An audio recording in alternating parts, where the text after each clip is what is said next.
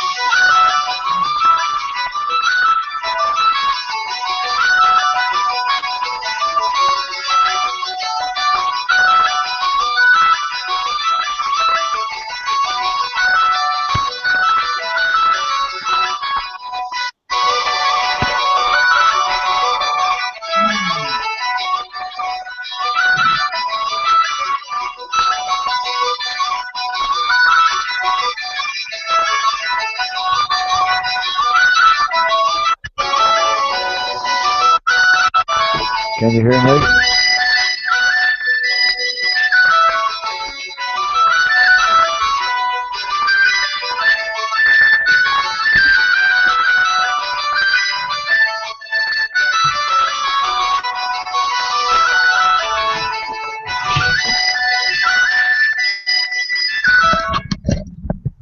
Oh, yeah. Alrighty, I'm here. How's everyone doing? Are you awake I yet? had to, yeah, I was asleep. I was passed out. I'm sorry, but sorry I had to have the music playing while I was running around trying to get myself woke up. Had to get me a drink. So I got my coffee. alrighty, yeah.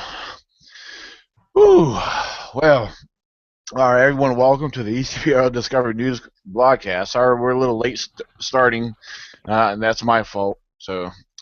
Um, Today we have Bigfoot Madness. I want to kind of go back and I think this is kind of a topic.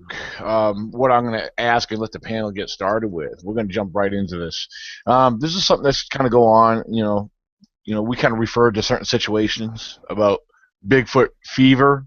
Yeah, I think the first question I want to ask to the viewers and the panel themselves.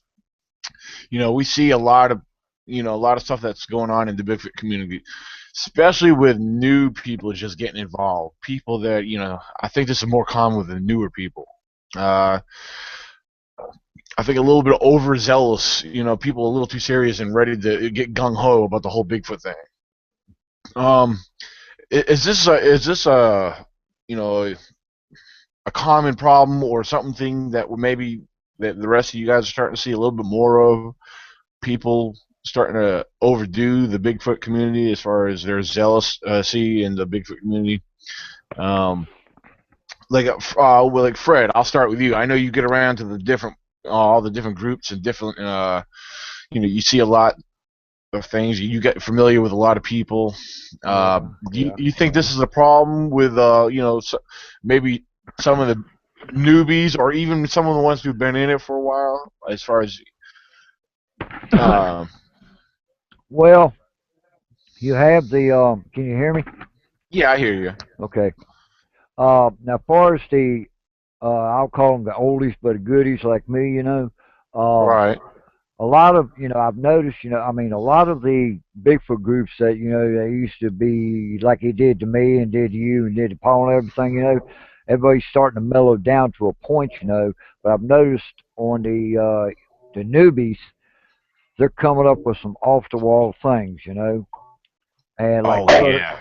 like today, I seen a photograph all I seen was a blob, and they kept saying, "Well, I see a butt end of a squatch. I see a squatch with two babies." You couldn't make out what it was. Period. It had hair wherever it was, but it was not clear to what it was. I couldn't tell one end. I blew it up. I zoomed it in. I did the whole 9 yards. I couldn't find anything but a blob there. So it might have been a blob squatch.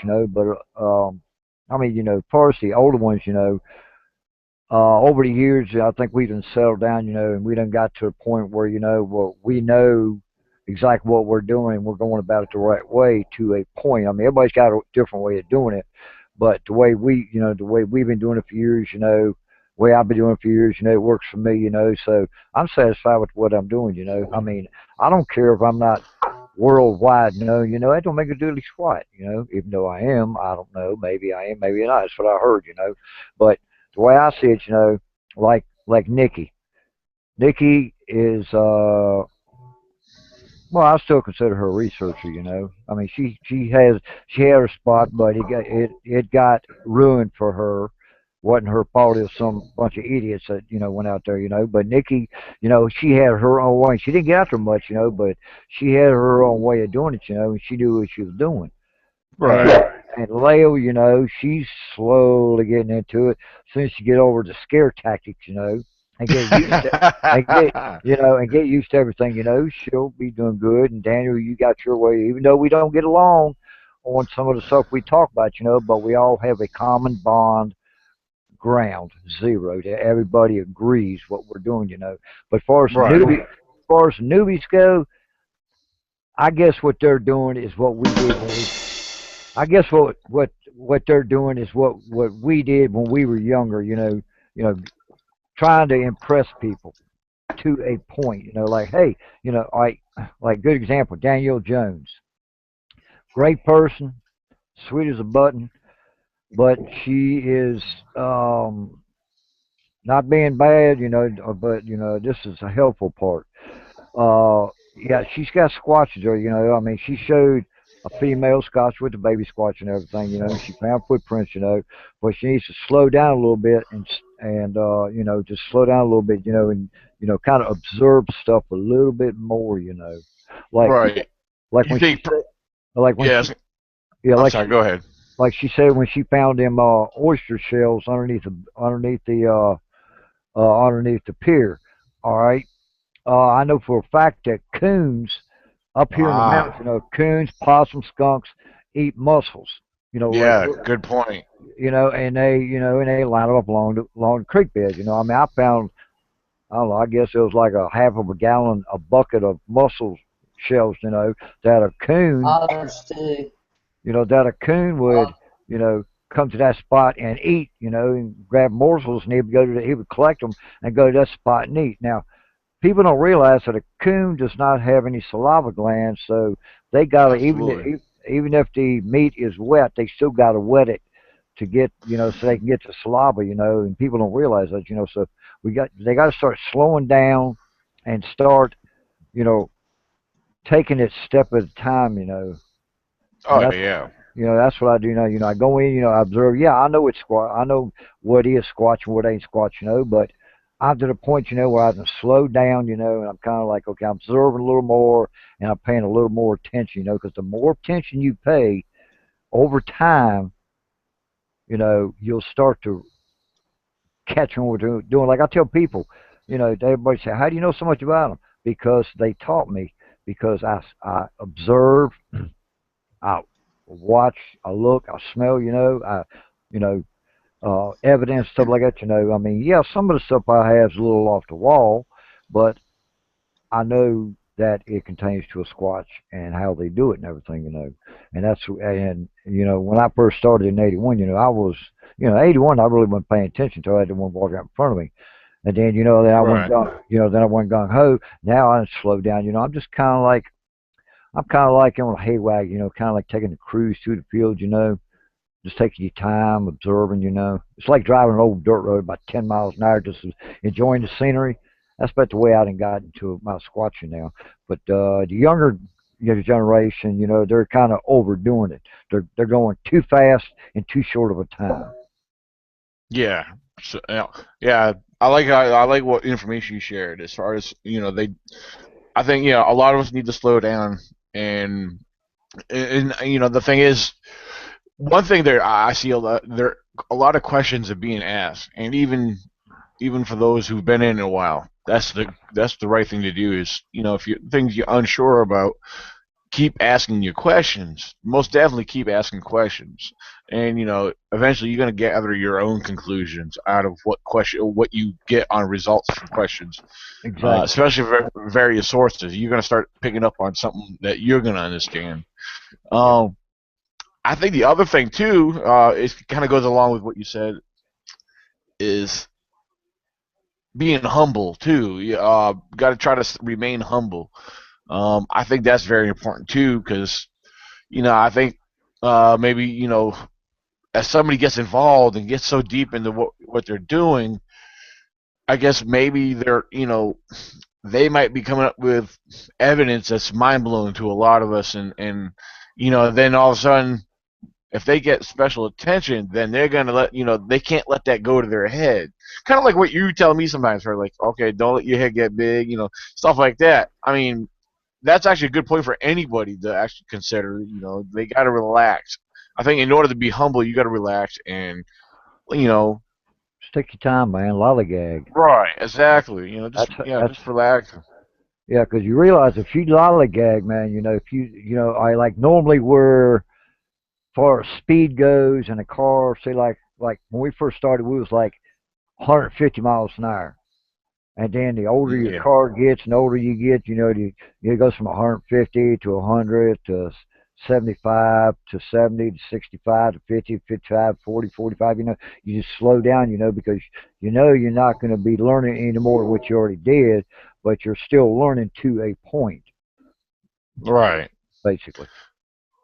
And with that example, that kind of illustration you threw out there, basically, there's every so often you got to take a step back to analyze and reconsider.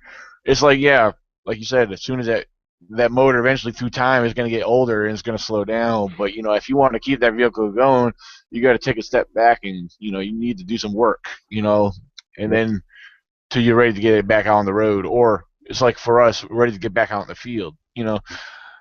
People, you can't stay continuously in the field expecting to slam and find out evidence every single day. You got to slow down. You got to step back, get behind, put your face behind a book and start reading, and start learning something outside of the field too that you could relate later on in the field. Um, um, I don't want to leave out Nikki and Lael. I want to jump to the next one here. Nikki, I was wondering if you wanted to throw anything in there and discuss anything along to what we're talking about, as far as um, you know,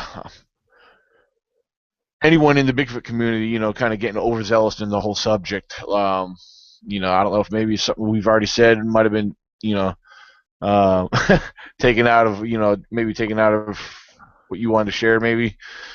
Um, but as far as what's your point, I mean, you could share with us, like, is this something that you see, and is it a problem, and can it be a problem? As far as a lot of newbies, or even those who have been in it for a while, that might have already had swelled head or something. Uh, no, I can't hear you, Nikki. You might. Okay. All right, she'll come back in. I guess that's what she means. Oh, meanwhile, let's jump to Lael. Lael, how about you're the next one? How do you feel about that topic? I think that it's hard um, for a lot of people who are kind of new into it. I've been reading about it and all of that kind of thing for a lot of years, but to finally go out and have experiences for myself, I'm still totally scared to death, but I want to go back so bad. Right. And so it is hard not to get excited when you really experience something.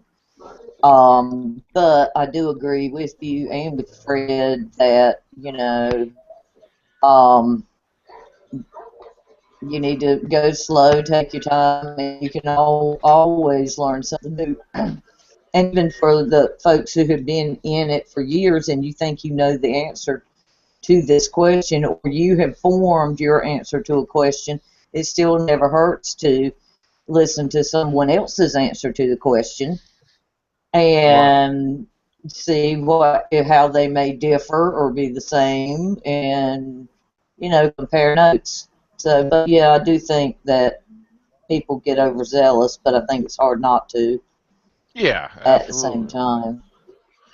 Can you hear me Okay. now? Yeah, we hear you. Yes. Okay, good. I don't know what happened there.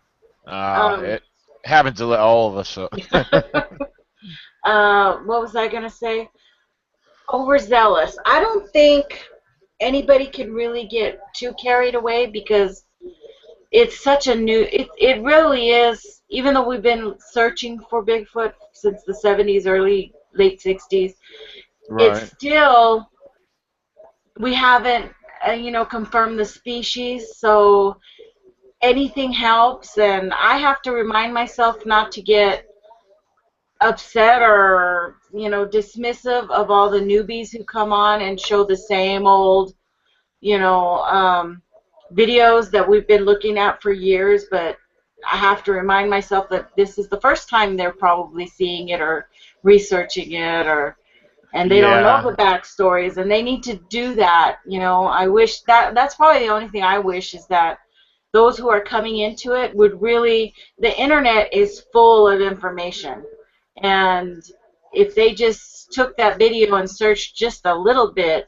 they could come up with their own answers before posting and saying, look at this real Bigfoot, and you're like, oh, that was a hoax done in 2012, and Yeah. so um, but everybody's got to go through it, and I'm kind of glad that you've got groups like Bigfoot Community run by Susie, and she can have all those people, all the newbies. She can have them all, Yeah. and Yeah. because her site was a really great site, and I mean I don't really communicate on there anymore because it's really she's keeping people satisfied on her community there. Right. Yeah. So she has a lot of games and name this video or Oh yeah. name her little memes and stuff, and which is great because it keeps everybody in that community happy. So but Right. it can make me and my group a little bit more conservative on who we let in, and the same for others, because everybody's going to be searching differently and everybody has their own opinions. She's a absolutely no-kill community, and Right. you can't talk about any alternatives to that. So that's fine. That's great. They need that, a Yeah. place to go. So, but I don't know if you want to say people overdo it. Who are you talking about? The hoaxers. Some of them may overdo it, but Well, well, as far as some of the ones who are getting new into this, and then a lot of the ones that are getting into this, they either had an experience, they found some evidence that blew their mind, or they had a sighting that just got them into it. I noticed that's the case with some of them, and and now it's got them to want to go learn about where they're seeing. They'll go to those locations where they found or experienced what they did, and and I think they're finding great stuff. I know there's a few of them, well, couple in mind, that they're finding some great stuff. Um, but there's others out there that are doing the same thing, but I think some of them are overdoing it to the point where they're starting to find every little thing and coming back and try to say it's this without trying to rule out other possibilities, and therefore they're getting that Bigfoot fever. They're like, where they're just to the point where everything's got to be Bigfoot because it's exciting. It is exciting. I don't care if you've been in for 20, 30, 40 years. it's always going to be exciting, you know. Yeah. Yeah, because it's always a learning thing. You learn something new all the time about it. You know, there's just a few times. There's some things where it's like that saying, you can't teach an old dog a new trick. Well, a lot of old dogs out there that's been in it for a long time, they're still learning something new about this. Um, you might have a few individuals that are stubborn, that might be stuck in certain ways, that won't look at or consider other possibilities. But a lot of oldies are still learning something new. They are, and the ones who are willing, the ones that are learning something new is because they kept an open mind, and they do look at other possibilities. So, like Fred, for example, he comes, he'll share stuff that he learns. He learned some things, and like I myself, I found a few things, and I've corrected. Maybe like there's things I found and believed and stated a certain thing or a specific way years ago, and like in present times, I'll see something that might have changed with what I said before. It's like, okay, well, I'm gonna still say this, but look, if this is what I found new in regards to this, but you know yeah, we sometimes you're gonna make changes. But that's all part of learning and sharing. But yeah, I just think that some people are getting involved to the point where they're overdoing their Bigfooting. Um, Now, in my opinion, could you have too much? Could you be overdoing Bigfooting? Period, as far as going out and doing all the time? Maybe. I think that could be a little too much. Um, especially if that's all you do and don't consider nothing else. If especially if you're neglecting other priorities or whatever. Yeah. But yeah, so I think that can be an issue. I try, I personally, I try not to let that affect me. Even though something I look back and say, man, that seems like all I'm doing is everything I do has a relation to Bigfoot one way or another. I mean, even if I'm not in the woods, I always find myself doing something Bigfoot related, even if it's something I'm doing on the computer or reading, studying, whatever. Uh, If you're spending time with your daughter and you're going to work and paying your bills, then and you go to church on Sunday or most Sundays, then what else you do is your own business, oh Tan. yeah, Like that, absolutely. yeah, balance, yeah, balance, and you do, I think, balance Oh it. yeah. Well, everyone knows I'm going out for a whole week starting Saturday, so but tomorrow, hey, it's movie night tomorrow. Watch out, Ninja Turtles. I thought you already saw Ninja Turtles. No, we're seeing the new one tomorrow. It comes out tomorrow in theaters. So yeah, Oh, so okay. Well, good luck with that. Yeah. oh yeah, Yeah. Now you take me. All right. I'm disabled. I'm not allowed to work. So what I got left? My Jeep, trail riding, and squatching. Now, yeah, I'm addicted to squatching, but I don't go out every single day. The way I see it, if you're going in an area every single day, them squatches are going to get curious or they're going to get scared and leave the area. So what I do is I don't slow down to maybe 3 times a week, if not less. yeah. Because when I go in, I want them to say, "Oh, he's back in the area," so and get them curious. But if you go in there every day, they're gonna like, "Yeah, it's the same boring person. Let's go somewhere else. We got something better to do."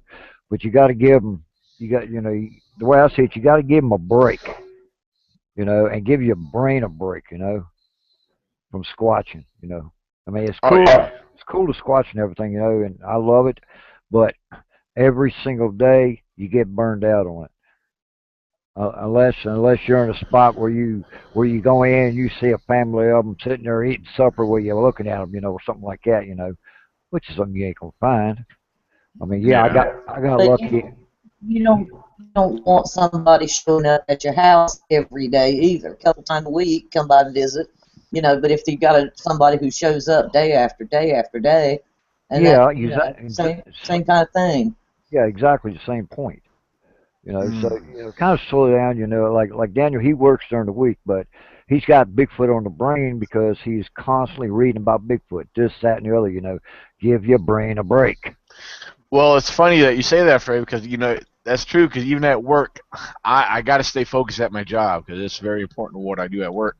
But I always have a notepad at work. I'm always writing stuff down because things come to Right. my mind on and off. It's like I can't help it. I'm focused on what I'm doing on my computer at work, but then also I got Bigfoot. I'm writing stuff down constantly. Yeah, yeah. Now, I got one question for you. Yeah. Who the hell did Ed Brown run over last night? Oh no, Something. no, that was me. That was Ed Brown on the ground. You backed in Ed Brown. Damn, I knew it was you because I seen Brianna sitting at the table there on the patio. Yeah, she was trying not to laugh. I thought you ran over Ed Brown, Dan. Yeah, it was Fred. Yeah, it was me. That's what I just told Fred. He thought it was Ed Brown Yeah, running somebody over. Yeah, but yeah, yeah. we had a great time last night. That worked out great. So Yeah, yeah, I just showed up, man, but that van is overheating. I flushed it today. I did everything I could to it. yeah, for Soon as you turn the AC on, that damn thing would overheat.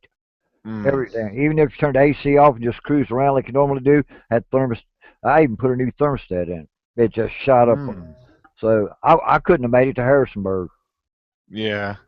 Well, at least you got to talk to him and on the phone a little bit. So Yeah, yeah, yeah. But I told him, I said we will meet. I'm not, don't know when, but we will get together. Next time you're in the area or something like that.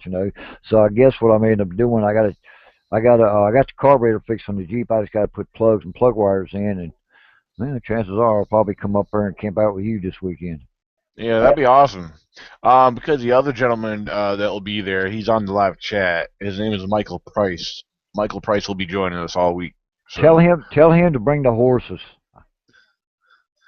I know he heard you. Because the way I am with horses, I know how to work a horse back in the mountains. Believe me. So that would be great as transportation, but getting up into hard places.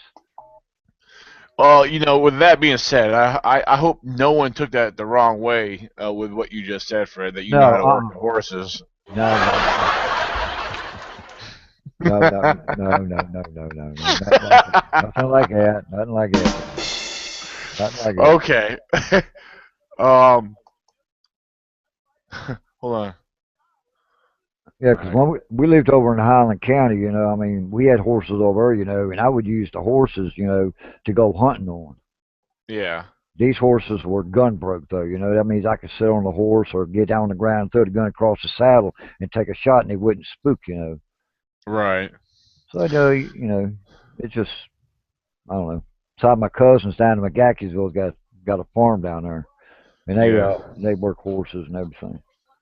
Hmm. Well, because there's gonna be some ridges, that you haven't checked out yet, and it's too long of a walk. So you got a horse and you just cruise on up the ridge, top of the Well, mountain.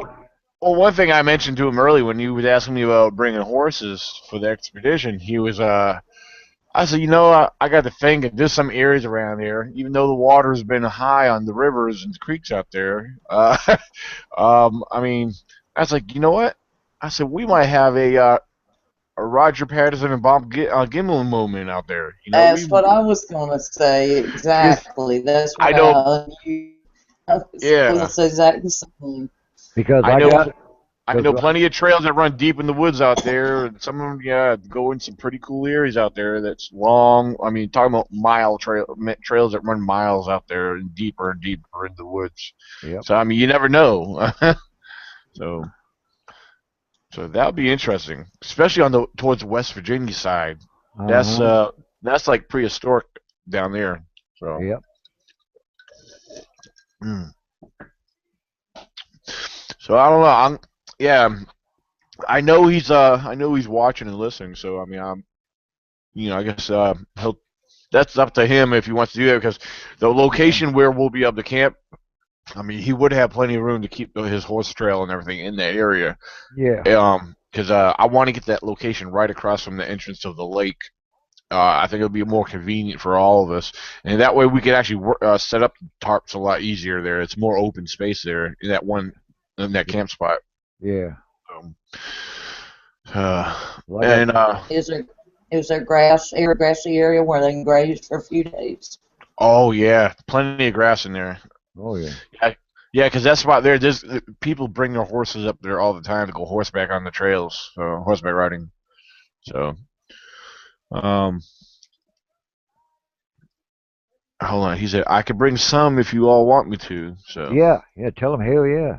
well, we would only need three. So, yeah, Yeah. For me, the guy, and our supplies. yeah. So we need a mule. Oh Lord. Yeah, Fred said he'll I ride used the to, one. I used to, I used to have a mule. I'd let you borrow, but she's gone now. And Fred said he wants to use the one that the Three Stooges rode on. Yeah. Right.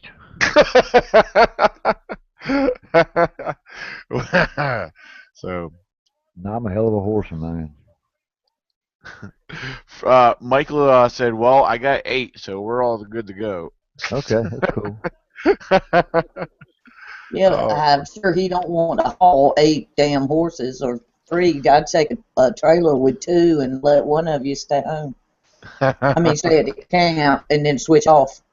Yeah, I mean that was something. Yeah, that's the other thing I would think of too, because I don't see us using the horses every single day. You just, I mean, does he, as long as he feels comfortable leaving the horses there, I mean, I don't know how they would be left unattended, or unless he would want to stay at the camp. That's the only thing. No, How you would that work out for? Yeah, how would that work out for him? you With the don't. horses. Yeah, when you're in national forest, you don't leave your horse. Yeah, I don't trust. I don't trust the game warden. I don't know what he might say about that. So Hurrah! Shit, he might get on and ride it. yeah. So I wouldn't trust other people. yeah. Oh yeah. I mean, Michael Price said, "Yeah, they're a very smooth ride. He said can't feel a single bump." So That's good. yeah, I think he was. Oh, talking about yeah, his horses. He said all his horses are Tennessee Walkers. So. Oh, beautiful, beautiful, beautiful. So. Oh, let's see. 3 hours in it. Yeah. So, hey, if any of you other viewers, you guys want to join us, come on out. So, yeah, that goes for Nikki, that goes for Leo. So, yeah, yeah, Paul Eaton, yeah. Any of you guys are welcome to come on out. So, so I don't know. I think it should be pretty interesting because we're going to be in a very active location. You know, um, the last weekend I was out there, yeah, there was a lot of other campers, especially for the holiday weekend. That was most definitely expected. I think there will be other people out there, but I don't think there'll be a large amount of people. Most of your people you'll see there is a little bit on Saturday and Sunday. Uh, Maybe some weekend campers and some people fishing. But during the week, most people are going to be gone and working. So um, I think it should be pretty interesting, especially if I get set up in the location I want to set up. In that area, there has been a very active hotspot for the last a good three, at least 3 years. From now, it's been a lot of activity within the last 3 years up till now, between vocalizations, encounters, anything. I mean, there's other areas that's had activity and so forth, but that one particular area right now is still tops it all off. So, especially sitting there at night around camp, you never know what to expect right there. So, I mean, when it gets dark, so we'll walk down the road down towards the lake after dark. You might see something, or you might hear something. You never know. So it should be most definitely interesting. Question. Well, What? yeah. Okay, Dan, what are the dates you're going to be there? June 4th. We're starting. Yeah, we're gonna be starting there this Saturday Yeah, and through the 11th. through the 11th. Okay, and I'm not going to ask you to say where it is, but it's like not too far majorly from where Fred's area is. Nah, it's actually a pretty smooth ride out there. It's just another 40 minutes west, a good 40, yeah, about 40 minutes west of where Fred's camp was. Okay, I doubt very seriously, but me and Beth really want to go back out, and I Right. doubt that but we might could get for a few days if her daughter Jill's in Paris, All right. and so she's not going to leave home until Jill gets back safe and sound, for phone signal, all of that.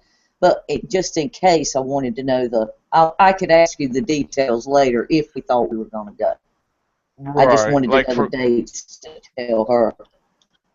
Yeah, like for example, I would still have to kind of give you a link to the location because if we're out there, I mean, even though I'll have my cell phone and whatever, I won't have no service. So if you try to call or I won't be able to get on internet out there unless I drive, good 6-7 miles out to get to the store to use to get any bit of signal out there.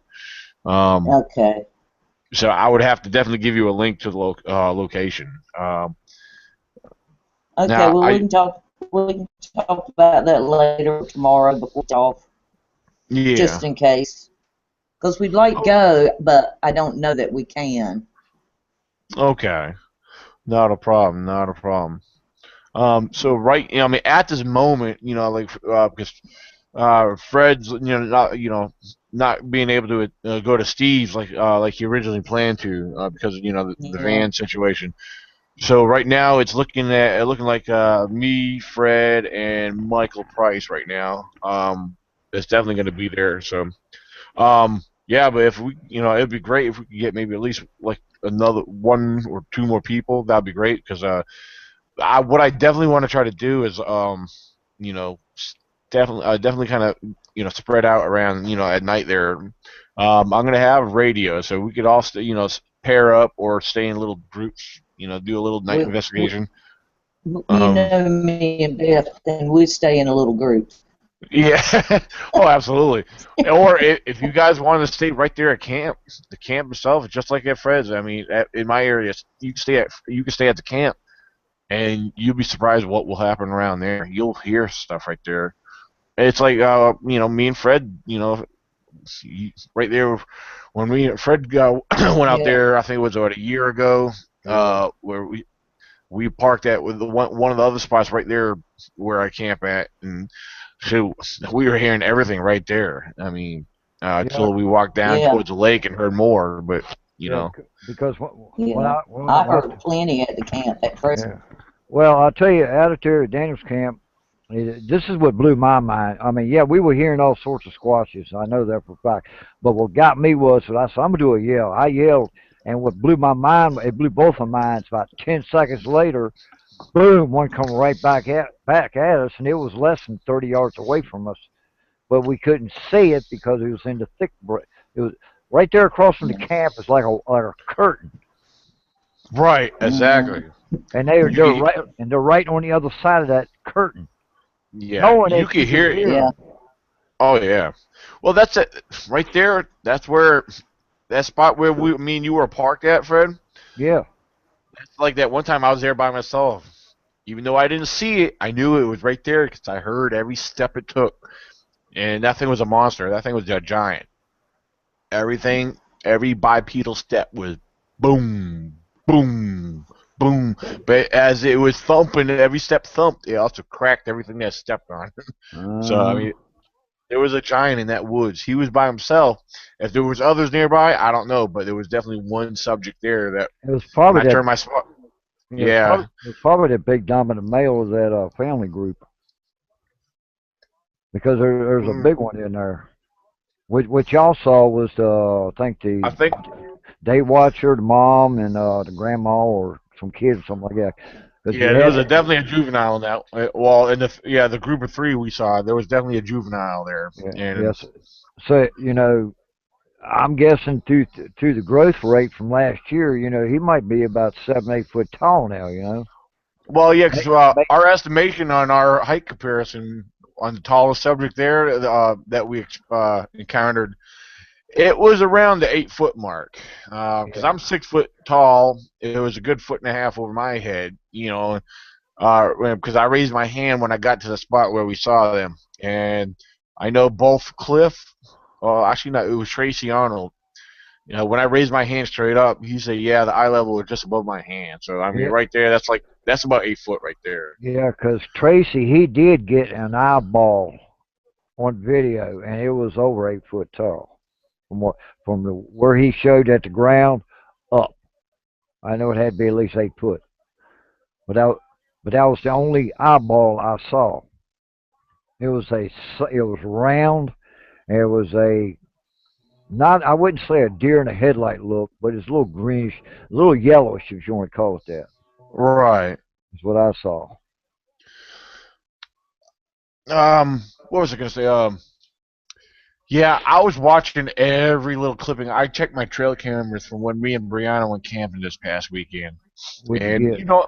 I had a lot of deer right there. Like we had a lot of deer walking right by our camp at night, and of Mm. course you never hear them because they're walking in where I had the camera set up was right in the swampy marsh area, and it's one camera was in the little mini field like a clearing in the woods where it was all grass. So they love that area. It's like it's kind of like a paradise for deer right there, and all the stuff right there. But yeah, I was watching every deer that was passing through there. I mean, Yeah. some of them were walking right towards the camera, walking by it, and Have you have you ever considered putting a game cam in that little bald spot behind the Johnny houses?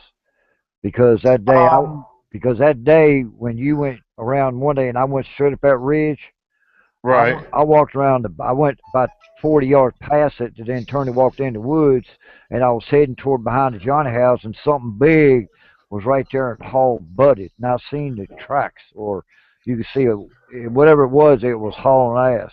And it's just a clear spot back there. You got thickets in front of it, but it's like a little opening there. And it's got Well, I'll the tell you what. After talking to Michael earlier, that's Michael Price. That's I have my two trail cameras, and I asked him. I said, if you have any extra equipment that we could record, such as I mentioned trail cameras.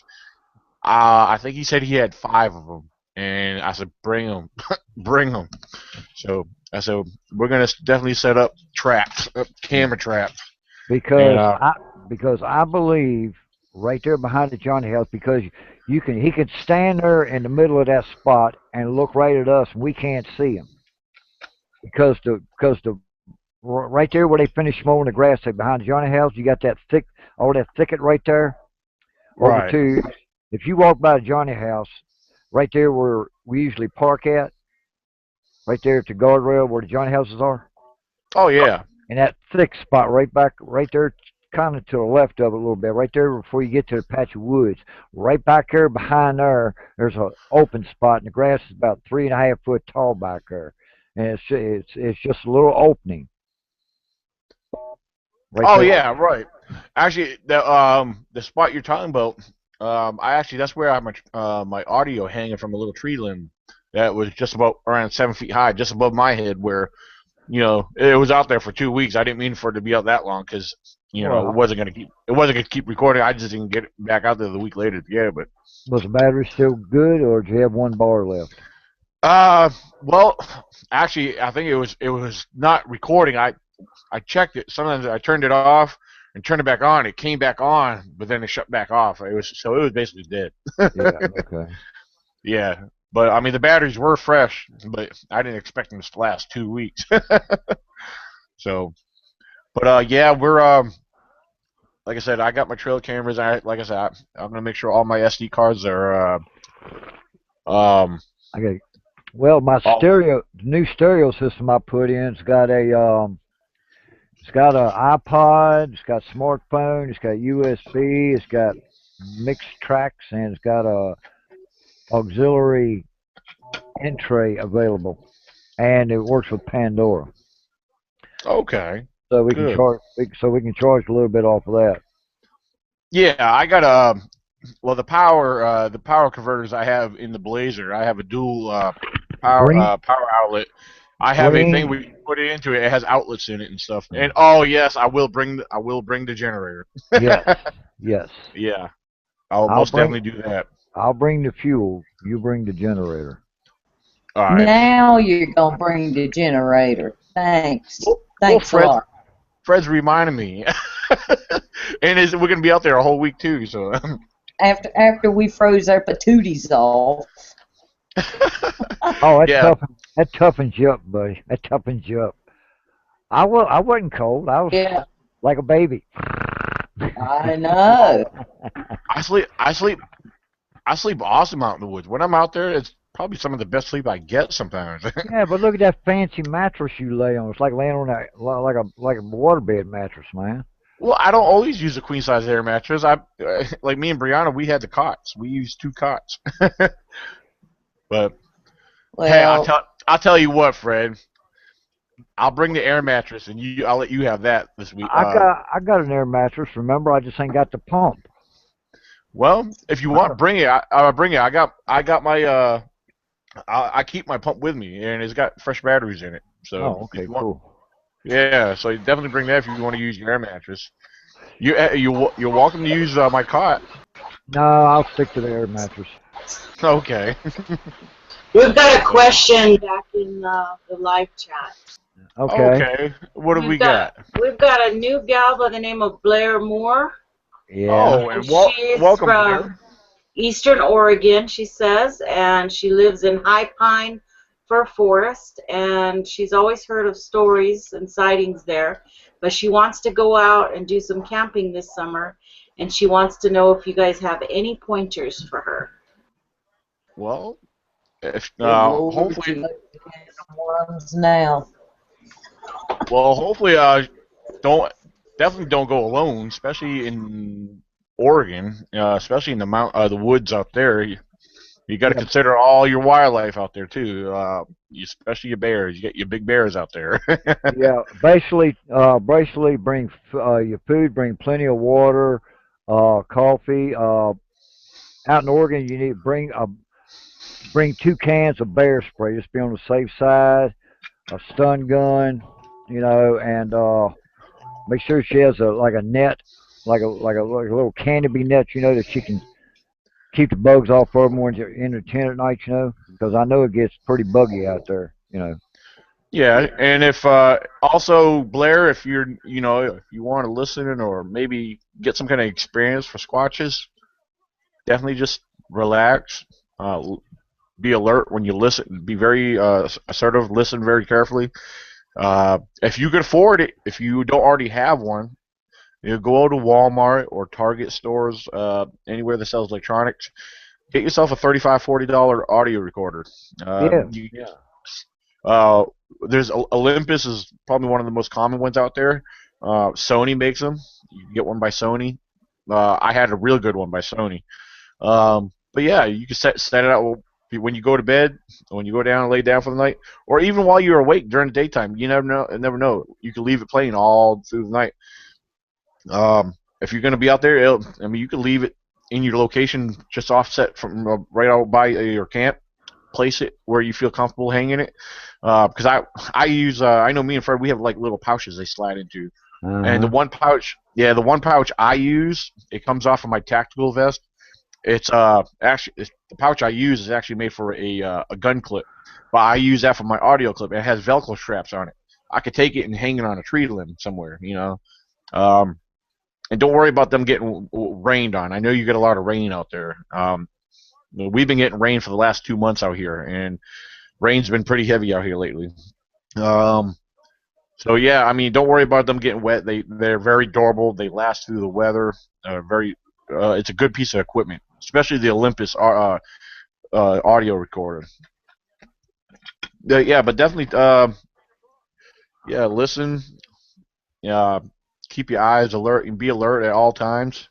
Yeah. And if you do any hiking or exploring, definitely keep your eyes on the ground too. Scan the ground. Uh, Don't you know, leave food out. yeah, secure your food very carefully, especially at night before you lay down. Uh, For I, I bears I or squatches. I get pretty brave. The cooler I use, it's a real thick cooler, and I keep it secured. It has a screw. I have a couple different types of coolers, but the one I've been using lately is one of those stand-up ones where you can usually pour liquid out of. And so it has a screw on top, and it seals pretty good. So I mean, I've been leaving mine out with the food in it, mainly the dry food. If you have other foods like meats and stuff like that, yeah, keep it in your vehicle. So, 'cause, yeah, the grizzly bears out there, yeah, they'll smell that. Yeah. So, yeah. Oh, and you're very welcome. So, she says thank you guys. So, um, I don't know. Anyone else have any advice they want to give her on camping?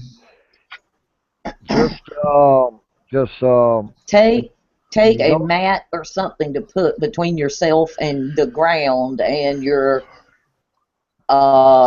sleeping bag. Yeah. Oh, well, that actually reminds me of something else too. We did this as kids when we went camping.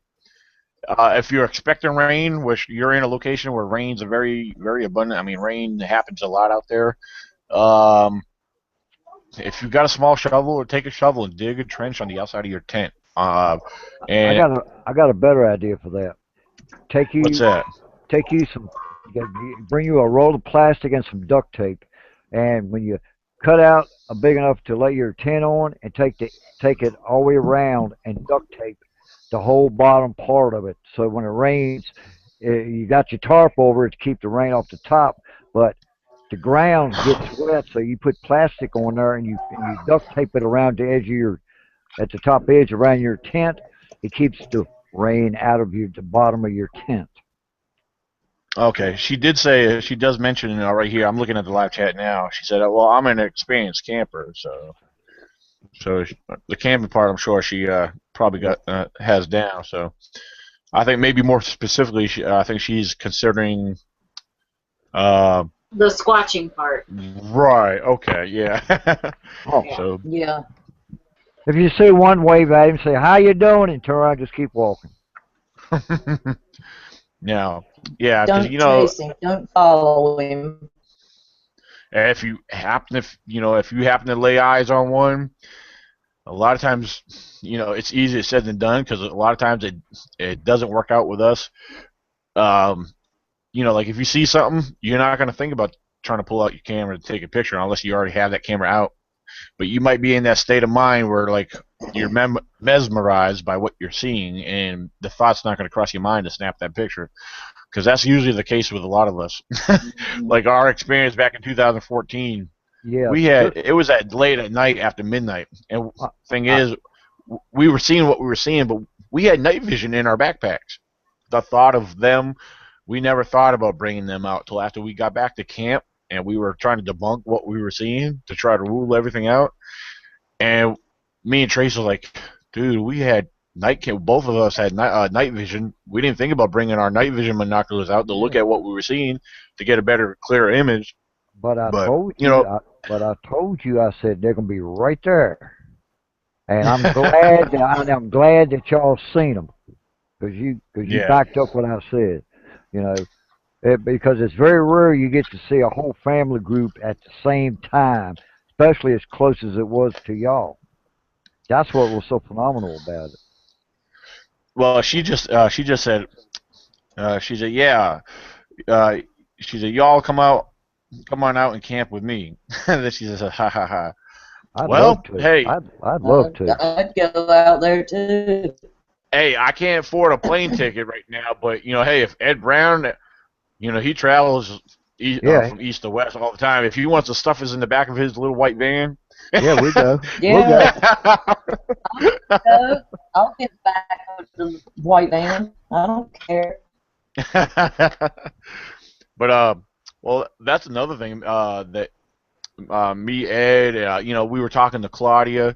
We were talking about getting, hey, well, Claudia, she says she plans on it, and she says she promises this summer she will be out here on the East Coast camping. So I told Ed Brown, I said, yeah, you better come out here with her too. He said, all right. So Yeah, that'll be awesome. because I told Ed last night. I said I can't do it tonight because my band's all screwed up and everything. But we will meet and goof off together. So hell, it might Yeah. be this summer, you know. Well, I actually met you, Angel, so miracles can happen. Oh yeah.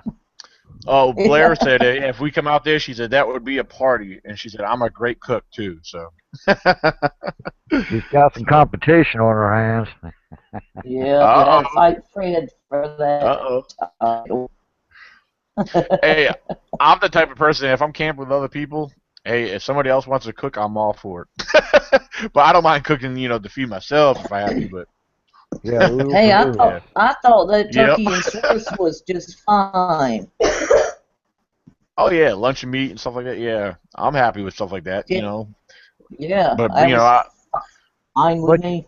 But you missed the bacon and eggs I made the next morning. I know, and I'm sorry.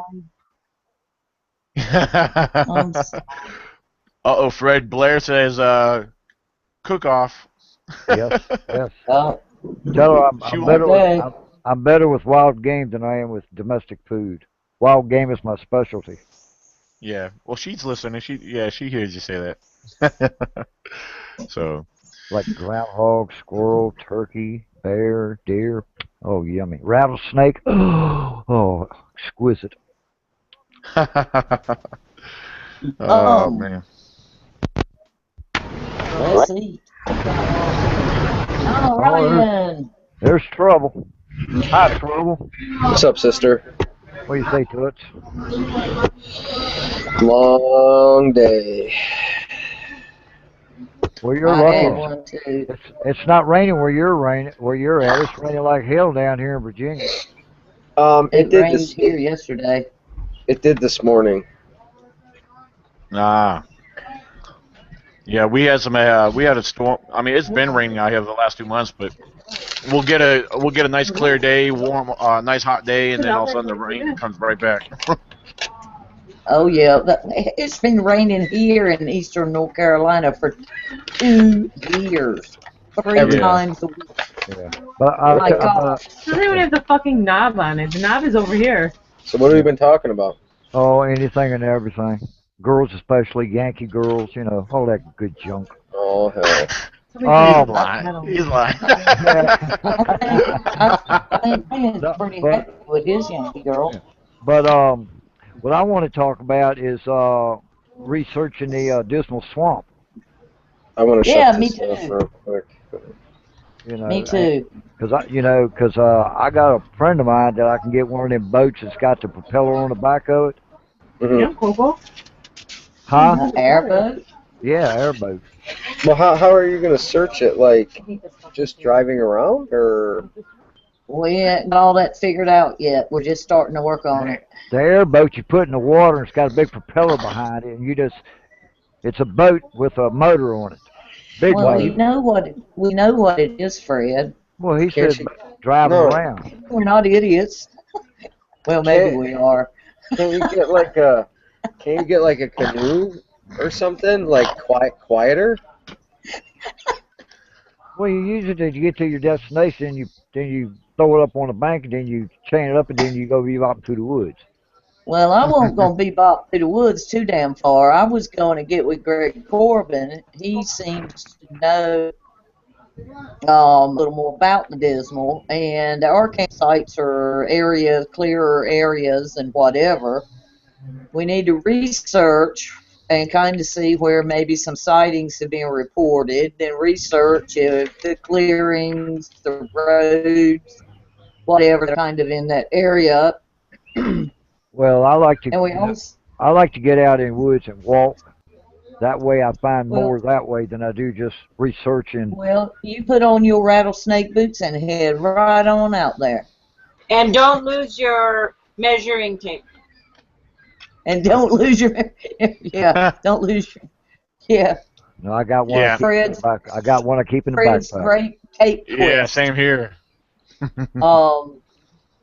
And we also need to, as well as we can, and I know we can't make it an even drive for everybody, but if we can scope out sightings, good areas, bad areas, whatever, and see if we can centralize it where nobody has to drive slam to the other end, where we could kind of meet in a middle type of area, if it would work out that way. Right. You know, because Yeah. I live Yeah. How 10 many? miles from the southern end, but it's 100,000 acres, so that don't, you know, y'all don't want to drive this far down, you How know. many miles are we from the Dismal Swamp, Daniel? From here, I haven't actually looked that information up, but I can find out real quick. All right. 150, 200? I'd say 200. Well, you gotta go on the other side of Nag's Head too, you know. No, you don't. Hold on. I'm pulling it up on my phone right now. All right. Chess is below peak. Huh? The top of the Dismal Swamp is below Chesapeake, Chesapeake, Virginia. Oh. Yes. See, I don't go to the beach. I don't like beaches. Well, it isn't at the beach, Fred. It's in the Piedmont. Yeah, Well, I know. the Great Dismal Swamp Well, the National beach ain't Wildlife at the Area. Piedmont. It says it's closed right now. They had a log fall across the road and they closed one of the main roads. A free Well, fall. before I even click on it, just looking at the location right here, it's showing on the North Carolina side. It's 3 hours and 40 minutes. Whoa, it Measured. looks cool. Measuring distance. Let's see. Hold on. I saw an episode of Swamp Murders today where they had tossed a body into Dismal. Right Oh, under wow. Chesapeake, Virginia. Poor youngin'. No, we used to go down and see the wild ponies cross the bay there, you know, back years ago. My Yeah. wife took me down to Virginia Beach, and I didn't like it. Yeah, this Fred, ain't from at, There's nothing to do down there. It's just this isn't at the beach. this is nothing but sand. Well, we've been to Colonial Beach too, you know, and all I see is just sand and water and beach grass. Sand Yeah. dunes. Well, Colonial Beach. Yeah, I've been to Colonial Beach quite often. That's right there. That's in Fredericksburg, on the Yeah, south end of Fredericksburg. So Dismal is west. Yeah, the Dismal Swamp. That's 3 hours and 40 minutes and 208 miles. Which this is on the Here, North Carolina side. I'll put up a picture, Fred. all right. Okay, I see myself looking. Yep. I like that. It don't all look like that. Very Yeah. little of it looks like that. But I wouldn't Yeah. mind I wouldn't mind living on a pontoon house out on that. You can live on a Some pontoon house at my house. some areas have. I've seen pictures of the Dismal Swamp. Some of it has. What do you call it? Like Nice residential areas and what, but the biggest part of it is nothing but dirt roads and That's what I want to be in. swamp land. That's what I want to be in. That's where you get Woods most What and about swamp. like that? Oh, that's residential. I want to get away from people. That's a For, yeah, campground. for you. see. Most of it is. You get around campgrounds, stuff like that, man. There's gonna be people everywhere. You want to get away from people. Get the hell away from people. There's alligators. So you Not going. you don't bother them, they don't bother you. Yeah, they do. They bite you. Yeah, Yeah. yeah. If you bug them, yeah. Hell, when I lived down in Florida, man, we used to go out and catch them Every suckers. Oh, here we go. There you Charlottesville, go. Richmond. Oh, okay. Well, Norfolk, yeah, 'cause I got a cousin who lives in So, Newport News. see, Matter of fact, I might be able to get her it's to come. Newport News. See, it's blah blah blah. Yeah, 'cause I was born in Fort Eustis next to Williamsburg, Yeah. the military base. So that's about let's see, Norfolk Bank, Additional Swamp. Yeah, that's probably about 2.5 hours from. Yeah. Yeah, Well, yeah. ain't That bad. this is showing. Yeah, it's showing. Yeah, a little. Well, a good 3.5 hours. 3 hours and 40 minutes. Oh, This okay. this is down in North Yeah. Carolina on the. Yeah, So. So what we would want to do is, if it would work out and we thought it was a good location, we would pick a spot that was north of me, so y'all wouldn't have to come quite so far. You know, I could go up 2 hours, y'all could come down 2 hours. You know, Right. something of that nature. Excuse me. All But right. we got to talk to Greg because he's at Virginia Beach. So he knows the Dismal, right, Dan? Oh yeah, very much so. Yeah, he knows the Dismal. Said All right. I know a little about my little corner of it here, but I don't know about the whole damn, All hundred right. Hey, thousand acres. you guys continue to talk amongst yourself. I will be right back. all right. Where'd that Yankee go? Oh, he muted himself. Okay. But yeah, I mean, like me, the best evidence to find is away from civilization. When I lived in Florida, Well, we went out to this spot one night that they do drag races in the middle of nowhere, and it's like it had roads like were in like neighborhoods, but there were no houses. But there were what they call wild people living out there. You know, people who lived underneath the grid. You know, and they would, if you turned your back for a second, they would steal your car or steal something in your car without you knowing it. You know, and it was in the swamp. This is down at on the other side of Lake Weir, where I lived at down in Oklawaha. You yeah. know, and Stacy and I've been in the national forest, and Stacy does his Bigfooting in. You know, the deer down there is about big as a half the size of a Saint Bernard. You know, it ain't got no size down there. You know, but they got a lot of gators and and stuff like that. Cursing. Who is cursing? Not cussing. Oh, cursing, not cussing. It's over. I know it's over, but I wanted to go back to what it was. Oh, Fred. What? What did I do? I don't know. Cursed. Cursing. Not No, cussing. that was like 15 minutes ago already, and you're just now reading it.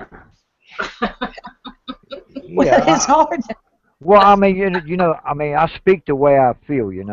I I mean, know. yeah, I learned a lot. I mean, from my dad and them. Because when I grew up, I didn't have friends my age.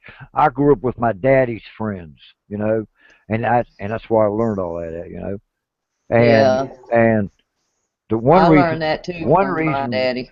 why I quit drinking is because depending on the liquor I drank, I would I would rag the piss out of you and smile at you at the same time and don't even realize I'm doing it.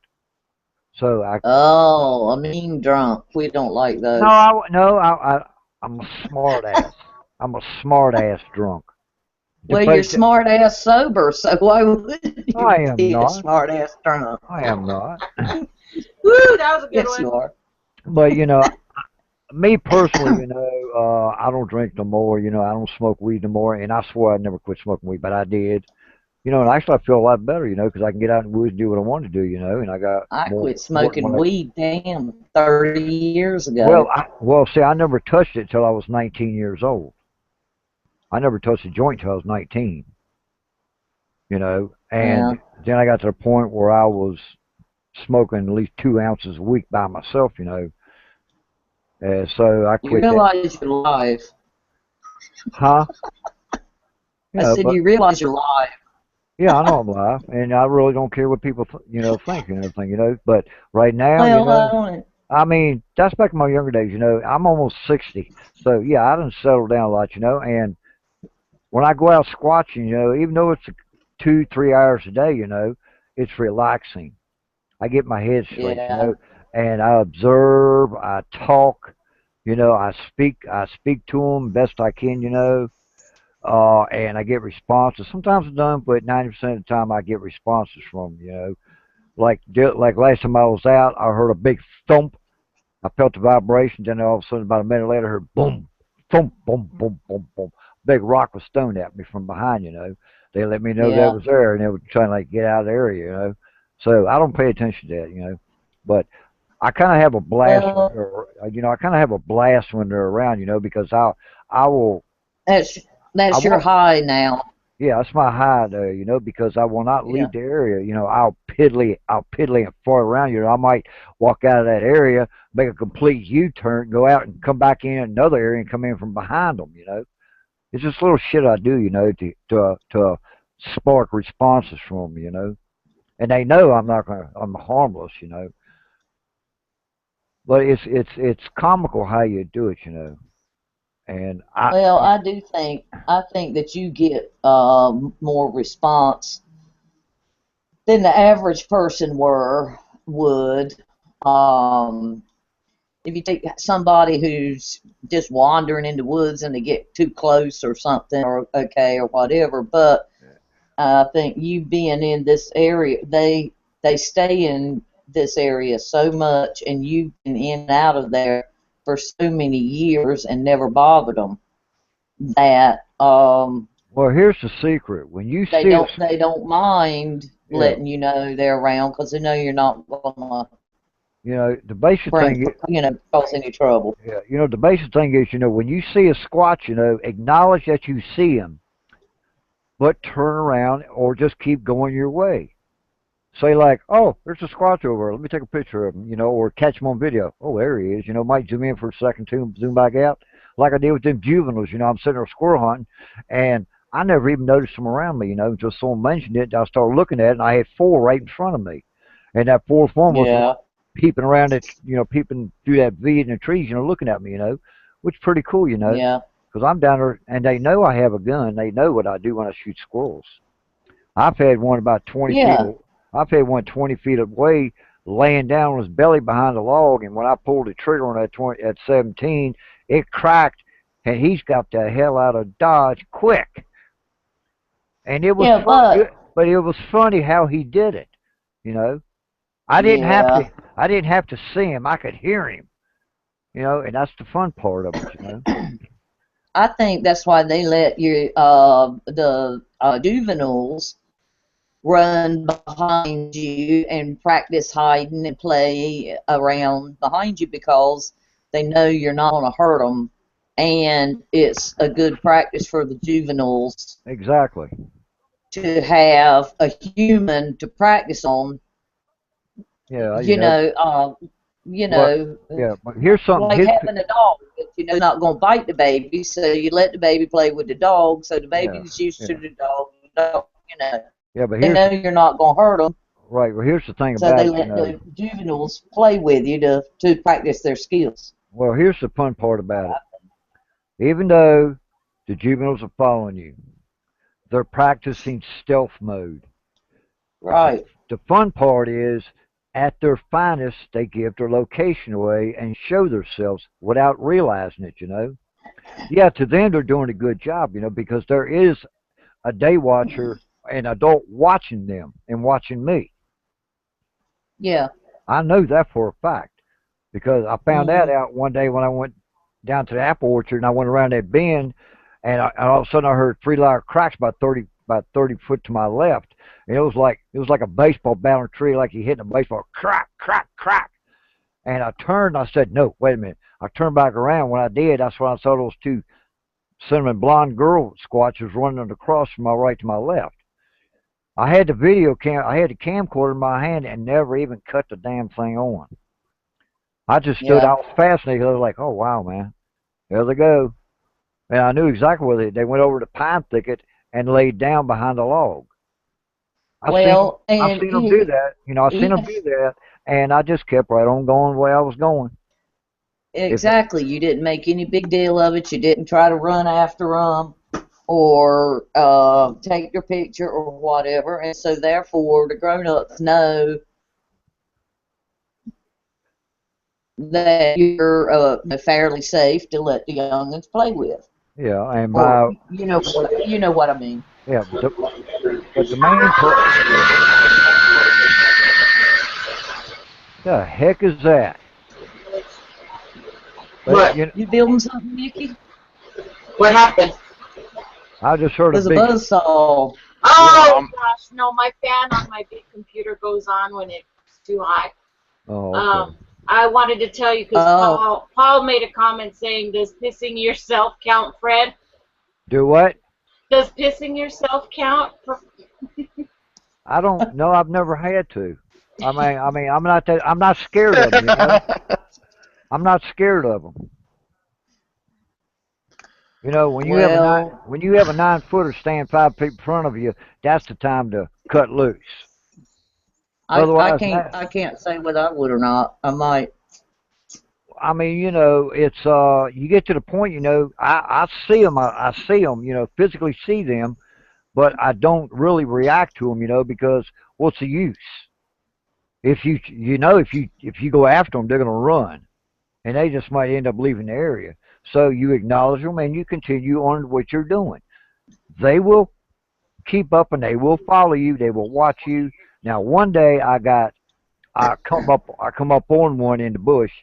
I was in the field back where me and Daniel got them guys who were tearing trees up, and I was getting ready to hit the path, and there was one right over at the creek about 15 feet away. Well, he heard me and he ran down and crossed the creek. I went on to cross creek and you could hear him coming, walking on that side of that ridge coming. He was raising holy cane. He was growling. He was popping his teeth. I mean, he was like, you know, and he was doing the popping his teeth and everything, you know. But first thing I thought, well, it could have been a bear, but a bear walks in a three pattern. This was crunch, crunch, crunch, crunch. And then he went up the ridge and went over the ridge. And when I hit that bottom trail, I went to hit the trail to go around to the front of it. When I got halfway up that trail going around the front, I heard 3 knocks, and it sounded like I heard elephants on the backside of the ridge hauling butt.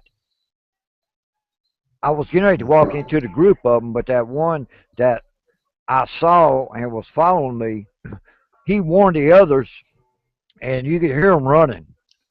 They are loud when they run. When they're running, physically running away from you, to get away from you, they run. I couldn't have been no more than 100 yards from the family clan when that one tapped on that tree 3 times. I was like, well, there they go. So I just turned around and walked back down the trail and walked on back to the Jeep and left. It wasn't no use to go any further. Because once they do that, you might as well just leave because they're gonna avoid you for the rest of the day. And that's what people got to learn, you know, with these squatches, you know. When you see one, acknowledge him and keep going. If they're interested, they will follow. The juveniles will follow, no ifs, ands, or buts about it, because they're enticed to watch, observe, and learn. That's But if the mamas and daddies think that you're a danger, they're not going to let the juveniles follow you. exactly. You know, and I've been there for so long that you know who I am. You know. Now Yeah. It took Daniel a while for him to get used to him, but he was in there one day behind the camp and just pure luck. He videoed two that he walked up on. They just hauled butted up about 40 yards, you know, and went behind the laurel brush, and you could see their faces just as plain as day. He set his camera down. He zoomed right in on them. That was cool. I still got the Hmm. photograph. You can Yeah, still I had. you can Yeah, there still was other experiences in there that I had too. I mean, I've had a rock thrown at me, a big rock too, but it landed into the creek that was right next to me after I crossed the creek. uh-huh. Yeah, and after that we had a whoop. After I walked through the woods to see where that big rock came from, I tried to look, didn't see nothing, but there was something else a little further back that went whoop. Yep. So yeah, there was But more than one in that little in that area back there. yeah.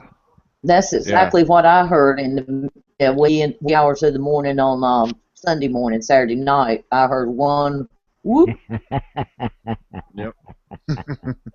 Oh, I and I love it. heard two, and I heard two tree knocks, Might have been 3, but I know it was 2. Well, you didn't hear. I remember I told you I heard something walk across the I creek, didn't hear. and he Yeah, stood I right. didn't hear that. That was right after everybody laid down. I didn't hear that. Well, y'all were But sleeping. I did hear a thud, a good thud near the can, and I did hear that thing that sounded like a can pop. Well, yeah. Now here's what I heard. Y'all were sleeping. I heard splash, splash, splash. This is what I I wasn't heard. asleep. This is what I heard, I, This is what I heard, and I didn't tell you. And back you across the creek he did went. not. Yes, he did. I never told You y'all did that. not. Yes, I did. Whatever. Another story. Damn it. I know, but see, I was in that damn tent. No, but I did hear 3 splashes coming across the creek, But I hate to throw Well, you that. said that to start with. I wish you had given me one of the rocks that got thrown. Well, there was a whole buttload of them behind the camp, behind the tent, I know, but all you over didn't that tell joint. us. You didn't tell us that till we got home. You didn't hear me tell Jeff, hey man, there's this place is piled with rocks back here. When we was getting the No, tarp up, you didn't hear me say that. I told Jeffrey that. no. Y'all Well, were you Fred, didn't. y'all were standing right there at the fire pit. are you stacking rocks again? Yeah, I'm talking big rocks, buddy. That was why. I guess that was. You said there was like 3 big rocks. One was broken. One was still whole, but because you had put the big rocks, Well, the tarp down, and these were rocks you hadn't put down that were laying back there. I told you it was not raining, and I said we were being bombed by rocks, and we were. That's why I went back to sleep, because I knew what it was. I swear it sounded like rain. It was not raining. But I was so vindicated when Dr. Jalowski said the same thing, that I muted myself and cut the camera off and called Beth right away and said, man, this doctor on Daniel's show had the same experience. So we were sure it had rained. No doubt in our mind had rained at least 3 times. A good shower. It must have been dirt and rocks, like handfuls or something, because it was like a rain shower. Because I walked out of the tent and I set that pole back up and I said, this dry as a bone out here. It was windy, though. I grant you that. It was windy. Oh, yeah, it was windy. Yeah, that's for sure. Yeah. Thank God Yeah, it wasn't so damn cold, though. Jesus. It was warmer. But the yeah.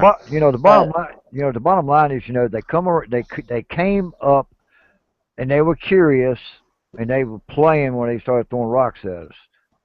The only other time I Yeah. heard about that was when me and Daniel camped out. Remember those 2 boys from Richmond come down bear hunt? Yeah, Oh yeah. I've heard that story. First thing they told me was one guy said I was washing dishes and all of a sudden a rock landed in the creek next to me, and the other guy said he heard something run around the bend in the creek.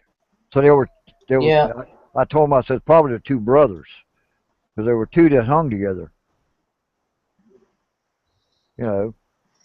Yeah. And they startled them and run them off, didn't they? No, the boys stayed and went camping. I mean, they didn't have any more trouble after that. They did their hunting and everything, and they were bear hunting. Well, when it was a day or 2 later, I guess after we all got home, and Beth said, what, didn't Daniel leave out the recorder Saturday night? And I said, yeah. He said he was going to, but I don't know what he got. So I asked, and he said he didn't really get anything on the recorder. And I said, well, you should have put it on our end of the camp, because I heard Well, they had stuff all night. Well, one crossed the road right behind his tent there. Yeah, that was Yeah. before everybody went to bed, wasn't it? Yeah, because When y'all walked up the road? yeah, because I think it was like the second time me and Daniel camped to my spot. I was sitting there next to the fire, and I was hearing something, so I grabbed his parabolic dish, And I started listening across the road, and I said, Danny, what? I Oh said, yeah. over. I said, over right now. You can hear them chattering. You can hear them moving around, breaking sticks, like foraging. You know, I I said, heard chattering. yeah, I yeah, heard chattering too. Both. yeah, I heard stuff. I heard almost everything that's ever been reported to be heard by a Bigfoot. I didn't see it, but I heard 7 out of 10 things that people always report hearing. It was really exciting and scary. yeah. But you know, the only reason that I'm getting all this because I'm in. I put myself in the camp in the exact spot because that spot right there is their main hunting area, man. I mean, they live there, they hunt there, you know, and right there where the camp is, all the way up to the bend is where they cross the road at. Hell, it's hard Yep. to how far up the road, but they cross the road and they go over on the private property there. That's where that. Yeah. And I found out, Daniel, right across the camp at that little swimming hole. You Yeah. follow on back. Yeah. There's a guy. There's a guy back there. The one that has that house back there.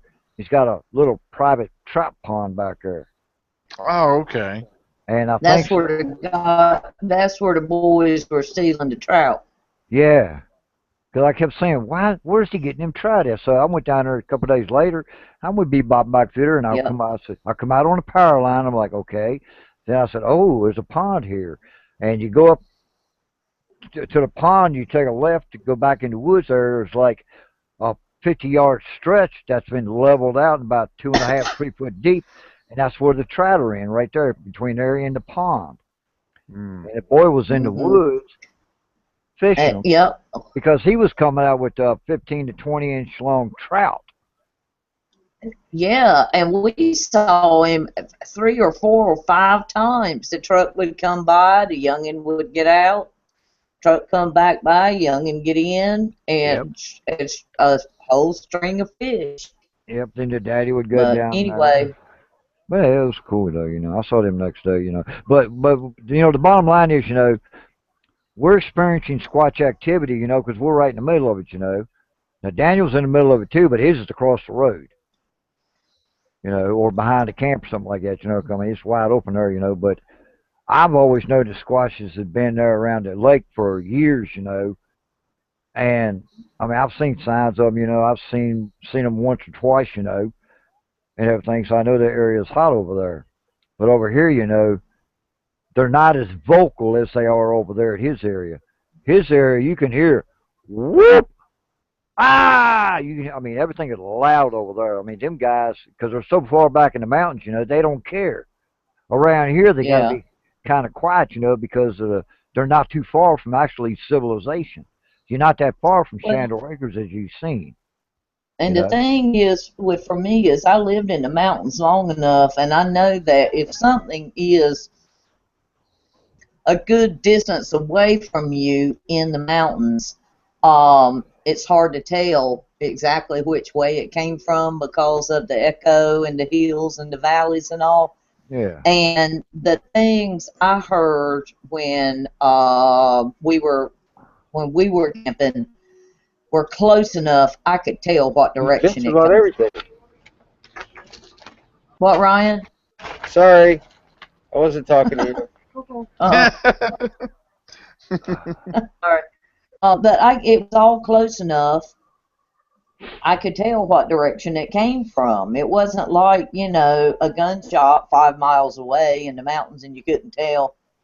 It echoed off, 5 different ridges. It was across the stream. It was across the road. I could tell. It was close enough I could tell where it come from, which means it's pretty close. So, anyway, Nikki, do you have anything you want to say? We've been talking a while. No, just listening. Okay. Oh, you got a peeker. You got a peeker behind you. You got a peeker. Dadgummit, and nobody had their camera. I know, right? Tag on it. That's how fast it happens. Yeah. Wow, Nikki got elusive juveniles behind her. Yes. Oh. Go. Okay. Daniel, I'll get the show back to you. Oh, that's no problem. Yeah, my elusive juvenile, she's in her cave listening to music or watching a movie or something. So, Yeah. Mine's been so sick, so he's in his room too. ah, Yeah. Yeah. But you know, He's getting better. back to the subject, you know, beginners have got to learn to slow down, you know, and take their time and really observe, video it, take a picture of it, study it, you know. If you see something, make sure you see what it is, you know. Yeah, I used to hear, oh, you got blouse squatches, oh, you got pareidolia. Well, then looked it up one day and figured out what it was, you know. So when I talk to people and show them a picture, all I say is pareidolia. Oh, so you're telling me your mind can? That's right. Your mind can't comprehend it because you've never seen one. And Yeah. they get mad because they want to end the conversation because they want to end up where they're looking good and you're looking bad. But when you tell them that their brain cannot comprehend it, is when they get mad. And that's the fun Well, part of it. I agree that that's true sometimes, but I also agree with the fact that well, when you're the one standing there looking at it, you take the picture, you know darn well what you saw, but that doesn't mean it's obvious to everybody else, Thank you. you know, and because think about it, you stop in the mountains, you take a picture at an overlook where there's 700 miles of mountain ranges and it's so gorgeous, and you take a picture and you come home and look at it and say, well, gee, it don't look that good now, you know. The picture never does justice to what you actually saw with your own eyes. And pareidolia is a big thing. Our brains are made to make faces, and in things we look at. It's why people see horses in clouds or what the heck ever. But you can't horribly disregard people if they don't see what you see because they weren't the ones standing there smelling it and hearing it and that saw it move, and I'm glad that's coming and he from you and not me. well, and Fred went and got coffee and missed my whole speech, I know. and it was for him. I'm sorry. Coffee is my addict, man. She was oh yeah, telling me you too. she was telling you off in a really nice, polite way. She went like this motion for me. I don't drink coffee. In Well, front of you're her. a sissy then. What do you What drink? What do you do? Drink Diet Pepsi? Nope, I don't drink. I don't drink pop either. But Water. he does eat sandwiches Water and juice. Water and juice. sandwiches. Try to He be eats a lot of healthy. sandwiches, especially at night. Well, yeah, that counts. That's just because I'm lazy.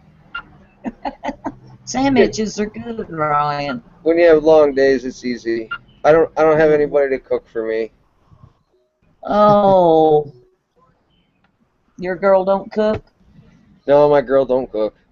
Oh, poor Oh. guy. She's a Yankee, Oh, well. like you guys call me. Yankees can cook. Prove it. Yeah, what, noodles?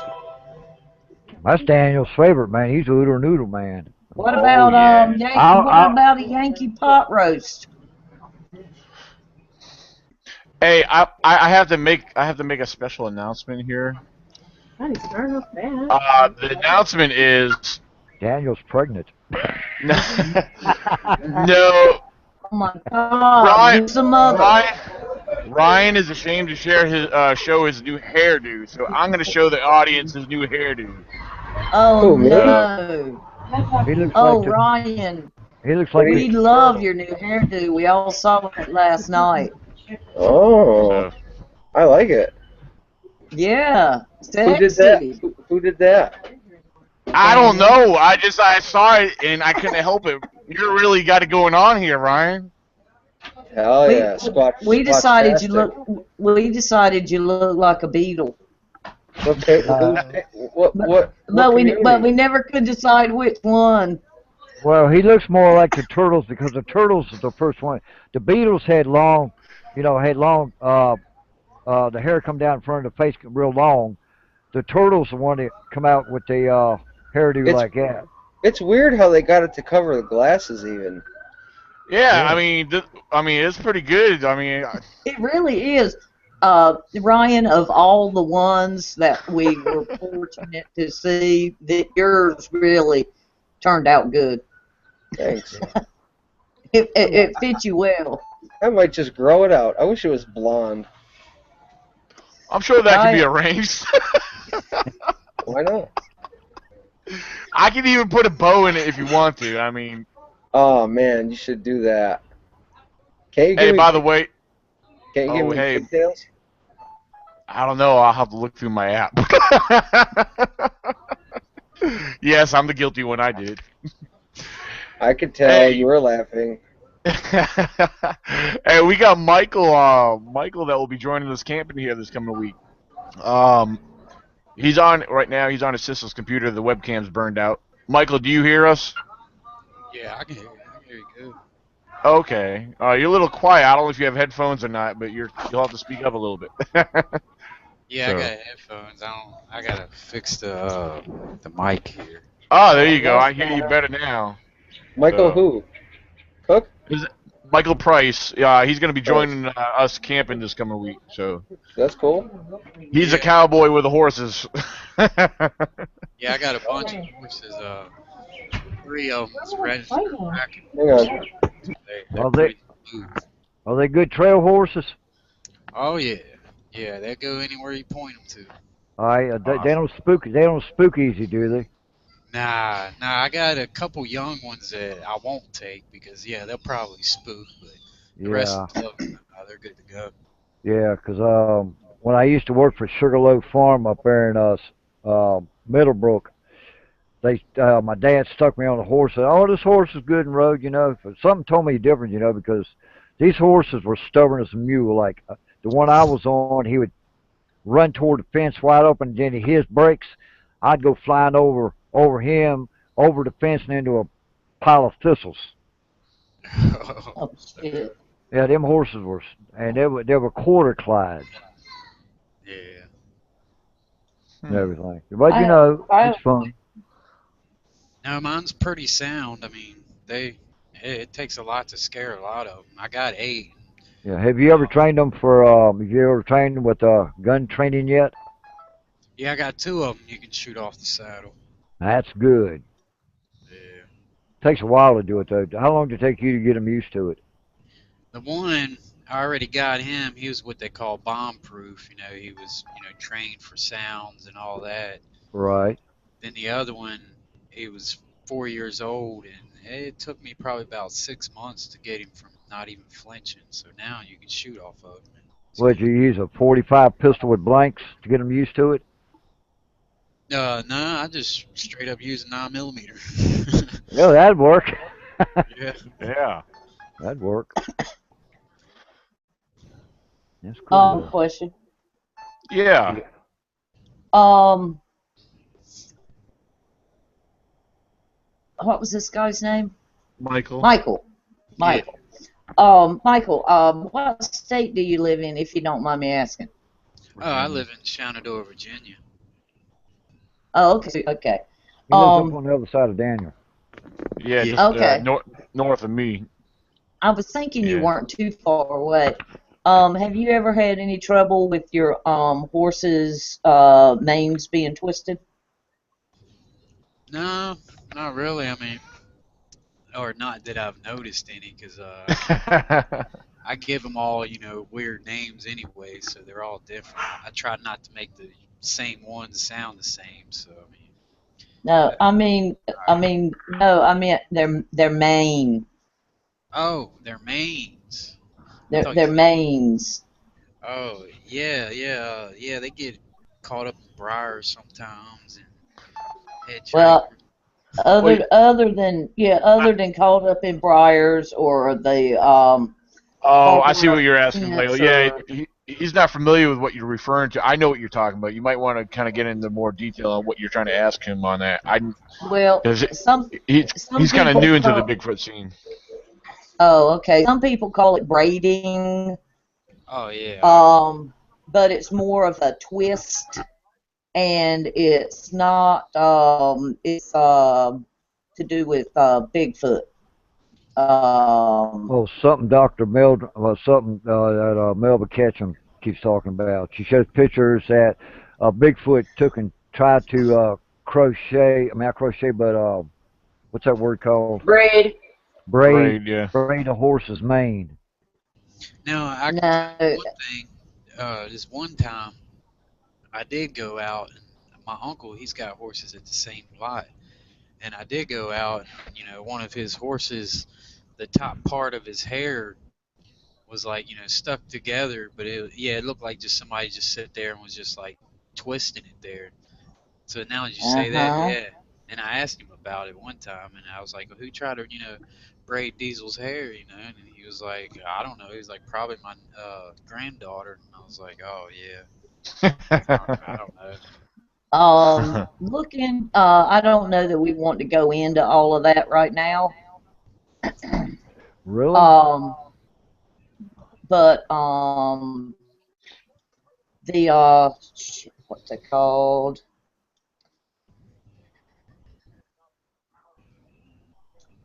It's one of the Bigfoot night shows. The country. I've got it wrote down. Anyway, there is a theory um, of horses in rural areas where Bigfoot are around. Um, that they try the young males try and get to the horses, and that they'll steal the sweet feed, and when it's really kind of a icky topic.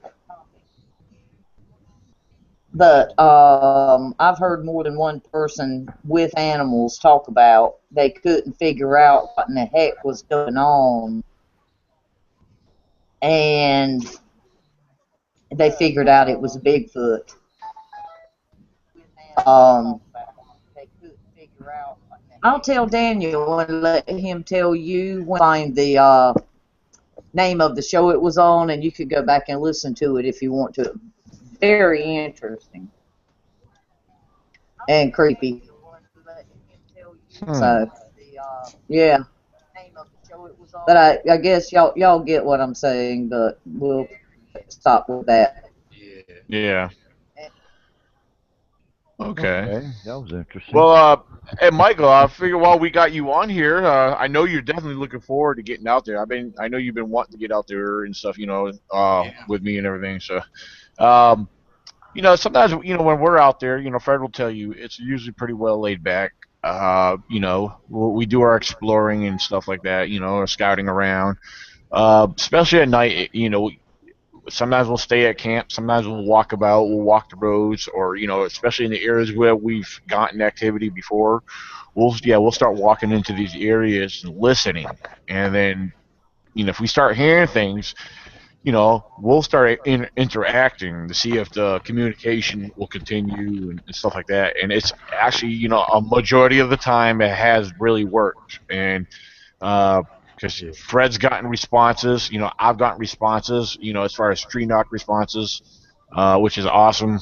My area, we've gotten a lot of vocalizations from my area.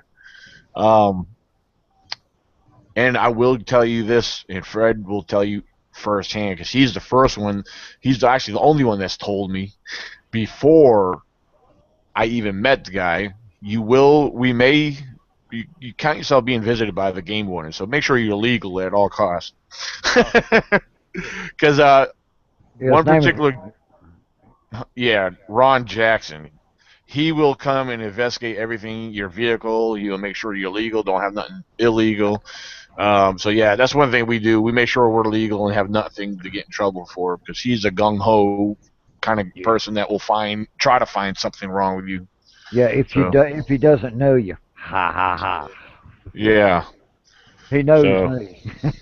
yeah, well, I'm perfectly legal. I got a green card and everything else, so I'm good to go. what's that? You said you got a green card. Yeah. Where are you from, Michael? I'm from here. Oh, okay. Oh, you're just being funny. Yeah. I got you. Yeah, but Mike, there's a lot of good fishing holes up there, and there's one place thing that I'm gonna do on one night is I'm going up to the dam, Stanton Dam, and Oh yeah. I am going catfishing because Hmm. there's some monster cats up there in that lake, Yeah, I was that thinking about doing reservoir. that tonight. Tonight would be a Yeah. good night. Yeah. A lot of copperheads and rattlesnakes up around that area too. So just, Yeah. I know Um. Fred will love it if he finds one. Yeah. Are you going up on the Shenandoah? Oh, who, me? Yeah. Oh, catfishing? Yeah. Yeah, I usually go over there and in Shandor down below the dam there. Yeah. Yeah. That's a good area down there. Yeah, I've caught some pretty big ones over there. I Oh don't yeah. ever keep them. I release them, but Oh man. Now I tell you, if they're over 18 inches, I'll keep them. But if they're under that, I'll just let them go. yeah, But up at Stanton Dam, you might catch them up at 68 to 70 pounds. yeah, that's pretty good. I Yeah. know over Yeah. there in Texas we have big gars over there. I've Now caught. that now I've, that's something I want to go out and try to. I want to do at least one time on my bucket list to go out and go alligator gar fishing oh yeah, there's something, man. You get them with on a the boat. bow. With a bow. We Oh have yeah, bow shots. we have them here, I think, Fred. You ever seen a Texas Allig- alligator gar? I They look think like we a have gator. alligator gar here. Yeah, it's a fish with an alligator looking type face. And got Yeah. Yeah. teeth. Got teeth. Hoo hoo. Yeah. They're monsters. I heard they were It's good eating. Now, Bigfoot Outlaw Radio. That's the one yeah. where it was. Let's see. Okay. Jeremy Wade caught one and weighed I think like a 120 pounder. Hmm. Yeah, my biggest one was 97. Wow. Wow. Yeah, that's a big boy. That is. But I heard they were good eating too. I don't know. I don't know. I ain't never tried one. I do know they got a mud vein that you got like carp. You got to take that mud vein out. Yep. Then you can cook that meat. But you got to take a pair of wire cutters and cut the shell on his belly to get because I took a long nosed gar. We got into over in Scottsville, and I took the shell. It was about 22 inches long. I took the shell off of him, laid it down on concrete, and put three cinder blocks on it, and let it stay for a week. And you could pick it up, and it's like holding a piece of metal. You could hit someone over the head with it and put a knot on their head. Yeah, there's some guys that would take the scales and they'll use them as guitar picks and stuff. Exactly, yeah. Yeah. But I tell you a little trick though. Take you some real stiff foam and put a pick on each side of it and play the guitar. Yeah. That gives out a real good sound. It sounds like two guitars playing, but there's only one playing. Bye, Nikki. Have fun, Nikki. All right, Nikki. Bye. See you guys. My two All right, hours take it are easy. up. Uh-oh. But yeah, Let's Mike, see. when we get out there, there's gonna be you're gonna see a lot of weekend fishermen. We're gonna be right across from Elkhorn Lake. We got Brayley's Pond as you come in, get Elkhorn, and you got Stanton Dam, and there's I think Todd Lake. Is that still open for fishing, Daniel, or is that No, closed? no, they still got that closed off because that whole lake is drained out. Oh, okay. After all the construction they've been doing over there. Now that one road you can still cut over that one side road that goes behind Tar Lake. It comes out to on the other upper road. Yeah. Yeah, that's still open. People still tramp because that's the area where I've been camping at lately. But I'm so sure everybody has. Michael, have you had a Bigfoot experience? Well, I mean, I've seen things like I was telling Daniel before. yeah, oh yeah, feel free to share some of that. He's got some interesting things that happened to him when he was younger. Things he's Yeah, found too. yeah. I was probably one of them Excuse was I was probably about I don't know about between 9 to 11 years old, but I was with my stepfather and we was out in the woods there, and what we was actually doing, I think it was during turkey season, I believe, and we were Yeah. turkey hunting, and well, we was just walking along, and I happened, to look over, and then I saw this tree. It was about big as round as a basketball, but it was, pulled straight up out of the roots, and it was stuck up in another tree. And I was, Yeah. yeah, and I'm like, I was a kid then, so I didn't know anything about, Bigfoot or anything like that. So I mean, I didn't really know what to think of it then. But I asked my stepdad, what it was and what happened. And he just looked at me and he said, let's get out of here. And then that was it. We left. And I mean, I've always told my friends and my family about it, but he's never, spoken about it. That means he knows something. Yeah, probably. That's what I was thinking too. Yeah. But I mean, when you haven't, when you hit, some people they have experiences and they get, they're shocked, and they're like Justin Smayha, that's not supposed to be here, so I'm gonna get rid of it, But in most cases they see it and they, it shocks them, and they don't want to see it again. That Yeah, because I mean, his face, he was shocked. His face was pale and his eyes was wide open, and he didn't, respond to me as quick as exactly, yeah. when I But asked him. He sat there for about, probably a minute and a half, and he was like, "Let's go," So I was like, yeah, "All right." yeah. But Well, if nothing else, he knew something won't right. Yeah, yeah. But Yeah. basically, when you're in the woods now, and you see the tree bends, where it's a small sapling that's bent over, it's bent over and tucked under a log. You find yeah, X's, you find trees up in other trees, you find trees about big as a baseball bat, about 8 foot tall, snapped. And if you look around, you'll start seeing more of them going into one direction or the other. yeah, It's called directional signs, because I mean I've been doing this since '81, and I've learned there is a specific reason why you find stuff like that, It's not nature. I mean, some stuff, yeah, it's nature, but otherwise than that, there's a lot of things, if you've been around wood long enough, in nature, like I used to work for Aspen, and I sidewall trees, and I had my own crews and everything, but I yeah, had to be trained, for certain things, and you learn about the different types of wood, that can do it. Like I found one the other day. It's a tree about big as around as a bowling ball, 20 foot tall, that was snapping and it was twisted. Like you take a bush and you bend it over and you twist it, try to get it to break. yeah, I found one like that and had another tree laying over top of the end of it, and yeah. And that and that was I've seen them before, trees yeah, twisted and stuff. yeah. That's a squatch. A squatch will, when you see a break, they'll either twist it to the right or to the left. That's all you gotta do is look at that bit at break. If a squatch did it 90% of the time, they'll either twist it left or twist it right. But sometimes you got to look at it and you can see how it's starting to twist as it's being broke. Yeah, You know, just little stuff like that. Then you got footprints, you got smells. Like the juveniles in my area last year, I knew they was around me because I kept smelling vanilla. And when I smelled vanilla, I knew they was around.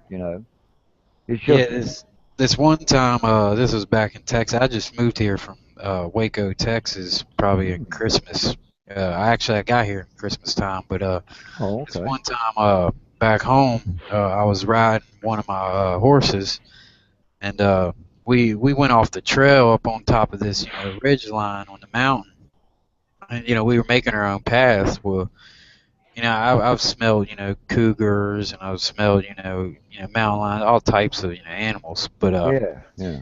we was going along there, and well, he stopped, and I was like, well, what the hell, and I looked around, and that's when I saw twisted trees, a couple of them there, and then so I saw them, and I was like, all right, well, my first, assumption was, a bear, but then I'm like, all right, no, because after I look at it, long and hard enough, it was twisted, so I was like, what the hell? But the horse was freaking out, like that thing, he didn't know what to do. He didn't even want to back up or, do a little side step. I mean, he was just sitting there shaking. Uh-huh. Yeah, and then so I noticed him doing that. So I mean, after that happened, I told him, I was like, all right, back up, and he wouldn't do nothing. Then he started doing a little rear up. I mean, he didn't rear all the way up, just maybe 2-3 feet in the air, but A little bit he antsy. yeah, he was antsy as hell, and then he was shaking, so I Yep. sat there, I He got knew off of something. him. Yeah, that's exactly what I was thinking. I was like, something's Yeah. going on to where, he's scared shitless right now, So I was like, huh. So Hmm. I got off of him, try to, calm him down a little bit, and then he wouldn't let me get back on him. Like every time I tried to get back on him, he just spun around in circles. Now this horse, he was trained in cutting horse. He was a cutting horse. Right. That's what he was. Right, So right. they're trained to sit there, and when you get off of them, they'll stand there for days, without you even being there. They won't budge. Well, Yeah. he Yeah. wouldn't let me get back on him at all, and then he wanted to leave. I had to grab a hold of the reins pretty tight, so he wouldn't leave. And then that went on for about 30 to 20 minutes, and then finally he got to a little bit to where I got one foot in the stirrup and just slung around. But we were leaving there, and then as we were leaving, he did the same thing. He stopped real quick, and then his nostrils was going up, and his ears were perked up, and then one was Oh, perked yeah. up, and one was perked to the side. So I knew he was listening in and something. So I was looking around. Well, I looked over probably about, I don't know, maybe 30 yards to the left of me, and I saw another twisted tree. So I'm like, yo, yeah. I was like, all right, well, let's get the hell out of here. So, Yeah. Good so idea. I kicked him up in Yeah. gear. And, Yeah. we got out of there, but then I went back. Probably I give it take a few months later because I was telling all my buddies about it. When my one buddy, he wanted to go see it, so I was like, all right, well, let's take the horses and go back. Well, I took the same horse, just to prove a point to him, and hell, I didn't even get a mile to the site to where the twisted trees was, and then yeah, Indians started acting up. He wouldn't even go nowhere near that place. Yep. It was like the you ever seen the Gilman Patterson film? Yeah, yeah, Okay. When Patterson was videoing, his horse got so spooked that he knocked Patterson off of him. yeah, But the horse didn't run. He probably ran probably over to where Gilman's. I don't know whose horses it was. I don't know if it was Gilman's horses or Patterson's horse. You know, yeah, but but it did. But a horse has got a sense of smell. Because if you said one ear was up and the other ear was going off to which side, the left or the right.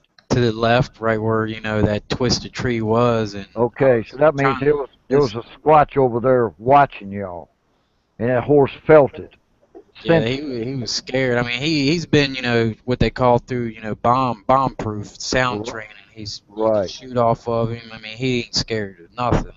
And I've even ran up on bears with him before, and he wasn't even scared. So I knew it was something new that he's never smelled before, and he sensed that it was something around him, and he didn't know what the hell it was, but it was another animal, another canine or whatever. And it was just freaked him out. Yeah. If say all right, because I will tell you at the camp over there, if there really ain't hardly anybody there at nighttime, they gonna be around. You're gonna hear chattering. You're gonna hear howls. You're gonna hear yells. If you're lucky, you'll hear a real good yell like, "Hey, hey, hey," something like that, you know. Yeah.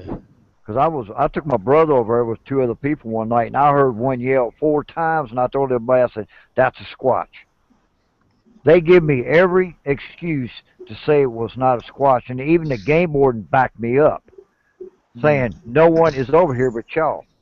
Yeah. But you could hear he was across the road by about 200 yards, and he was like, "Hey!" Yeah, he got let out four big, nice long yells, you know.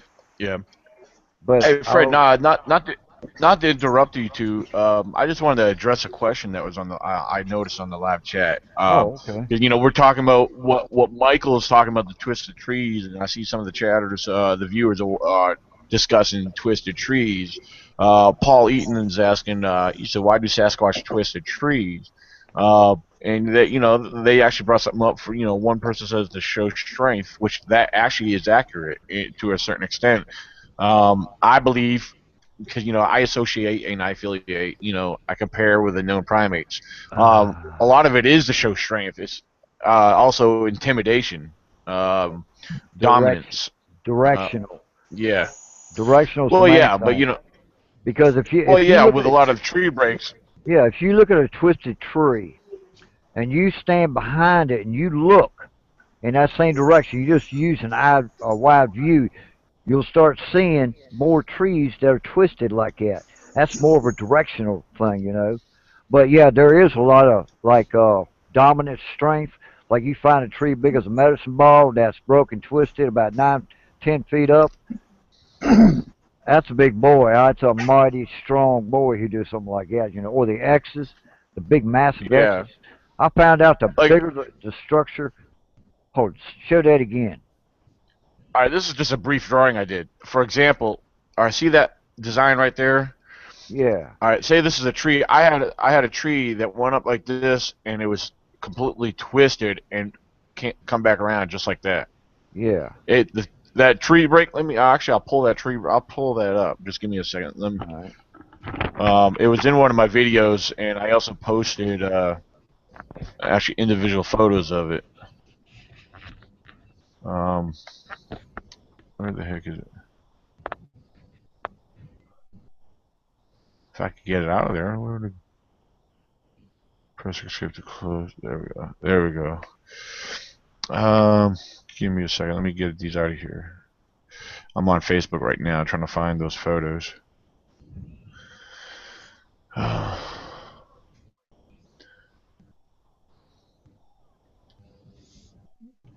Yeah, photos from this past weekend. Um, Yeah, I was going to take a look at your photos there, but then I had to go out and tend to the horses, so I never did get a chance. Yeah. Alright. Oh, that's cool. Man, I've got motion lights in my kitchen with sensors. So, like when you walk in the kitchen, the light just comes on. When you walk across in front of the sensor, I've got one in Right. the back. I've got one at the back door and one at the kitchen sink, and the one at the back door just came on, and nobody has gone by there. There's no wind. There's nothing that would flap in front of it. Just came on. Alright, hold on. I got my pictures coming up. They're just kind of slow here. I'm gonna go investigate. If I don't come back in 3 minutes, call 911. They're lost in the Oh, kitchen. But I'll tell you, Mike. Like around here in my area, you know, I got juveniles that follow me. Oh yeah. I got video of a family group. I got I did a video one day on how to make a squatch give his location away, and it was just pure luck that day that I did what I did, and I heard one last crunch, and I turned my video camera, and first thing I saw about 80 yards away or 80 feet away was a 8 foot squatch leaning down behind a tree, but he had his from his center of his chest over to the left side of him, and right behind him I got one. Um, a friend of mine cleared it up, zoomed it in, cleared it up further than what I did, of a squatch had it peeping around a tree, snarling at me. But I told people, I said, there's a way you can do it if you know what you're doing, and I did it, and Yeah. I got the video and the photographs to prove it. People think I'm crazy to do it. I mean, but I've been doing this for so long, in this area, that these guys know me, and they know I'm not going to hurt them. Yeah. Like last year, it was nothing to have a video with four juveniles watching me. They were following me everywhere. But Yeah. these smelled like vanilla. Whenever I smelled vanilla, I knew they was around. Yeah, now when over there in Texas, there when my horse was acting up on me, so I didn't smell a thing. I mean, I know their senses are twice as more than what we got, but I didn't smell nothing, and he was freaking out. Yeah, yeah, they can sense it. There's a buddy of mine over in Doe Hill who's got some horses, and when me and my dad lived over there, we was out sitting on the porch one day and was watching the horses, and all of a sudden they'd stop and they would look at the back of the field, and then they would turn and haul butt back to the barn, and Yeah. then go in and turn around and come to the edge of the door and just stand there and look back in that field. And it was later on in the month that I had that 9 footer walk out right behind me, Damn. 5 feet, 5 feet. When I turned around, it was 5 feet in front of me. Now, do you know where Steam Hollow is in Shenandoah? Yeah, I know where it's at. All right, now there's an old guy that lives all the way up to the top there. Mhm, I can't mhm. think of his name right now. Yeah, Uh, I know who you're talking about. all right, now right above him, he's got his family members that live in the trailer up top at the end. Right, right, Now we was over there in his garage one day. We were all talking. This older guy comes over and he was telling us a story. I mean, and he was thinking, one of us over there was messing with him, but he had about 10 or 11, 100-gallon, water drums, and they were r- full of water. right, And he was saying, that somebody stole some of them because they were missing. He was like, he's got like, 5 or 6 that are missing.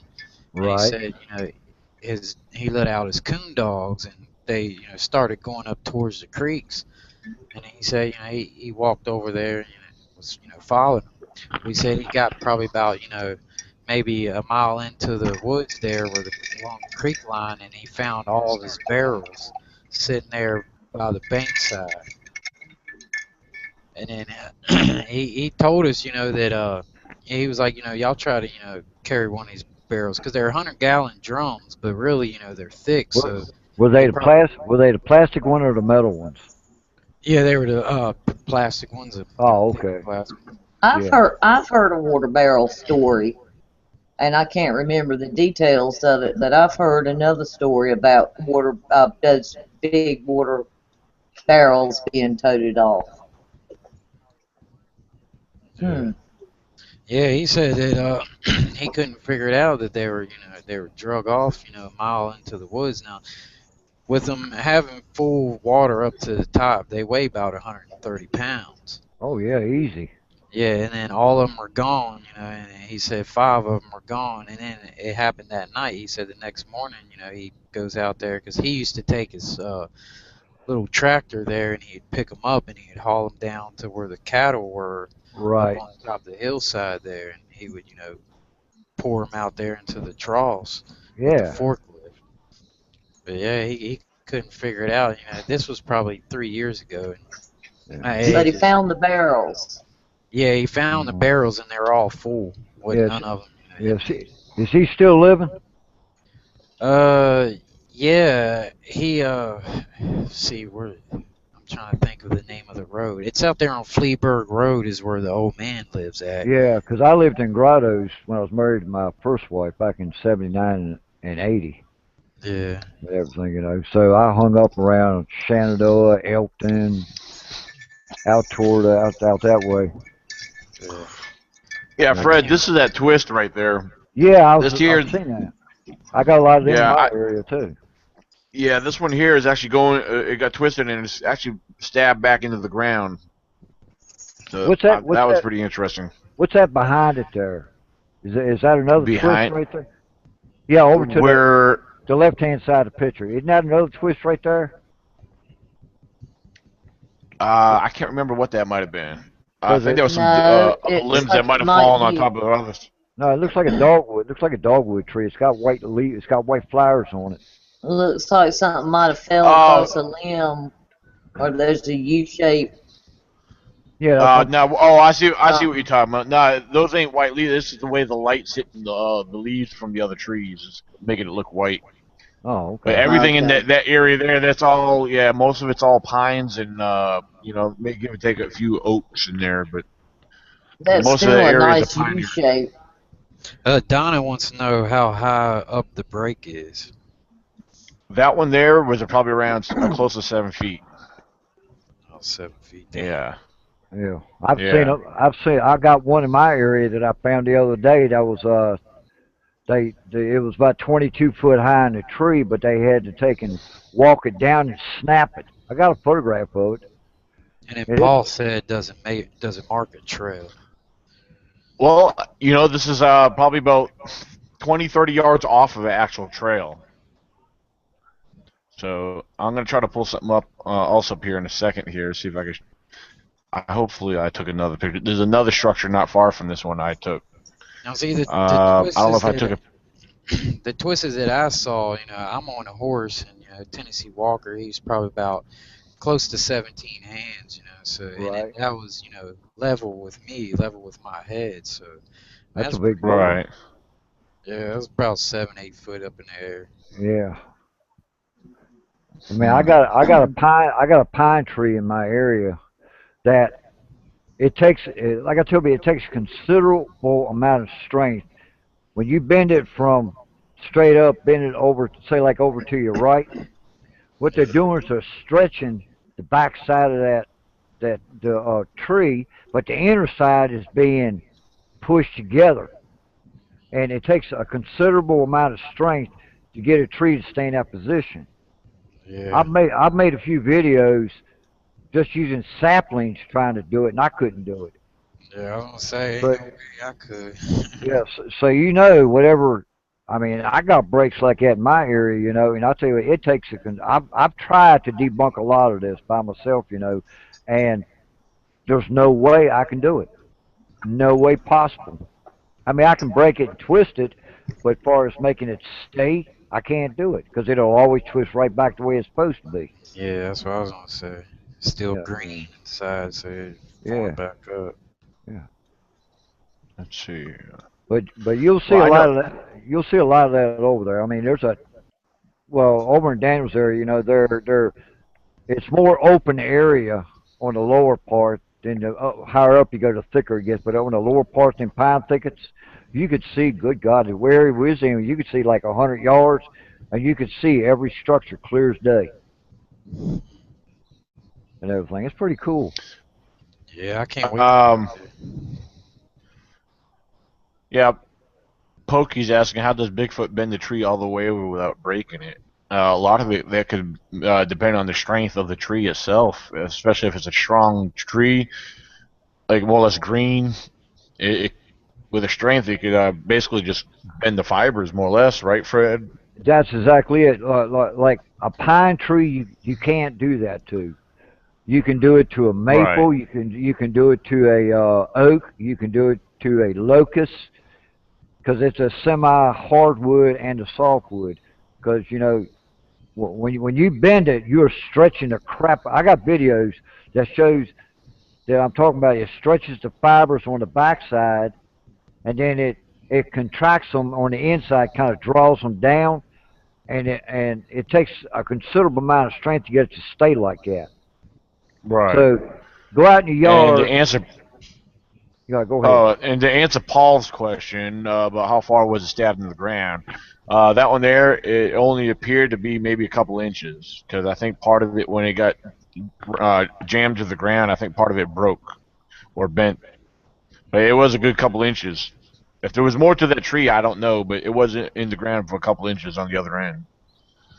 So, well, that was pretty interesting.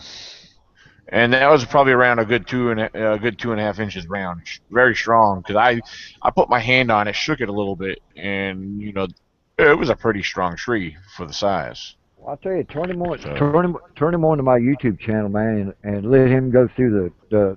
I mean, me, I got a ton of freaking tree structures that I've got on video. You know, you can see the different types they got and everything. yeah, Oh yeah. let's see.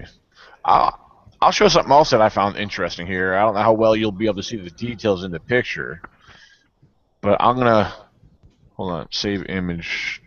I'm pulling them from off of my Facebook page and saving them so I can pull them up to show bigger. Hold on, give me a second here. I'll get them. All right. But yeah, I'm gonna get a hold of a friend Here, of mine in and the morning, and then take and I'll get 4 of mine trailered out, and then see if she is busy or whatnot, and then see if I can get some more. All right. All right. all right, all right. Let me do another screen share here. I'm gonna show you. Hold on, that ain't the one I want. Hold on. No. I don't want to do this one. Give me. Why not? Hold on. There's two. I want to show one before that one first, if I can. Oh, okay.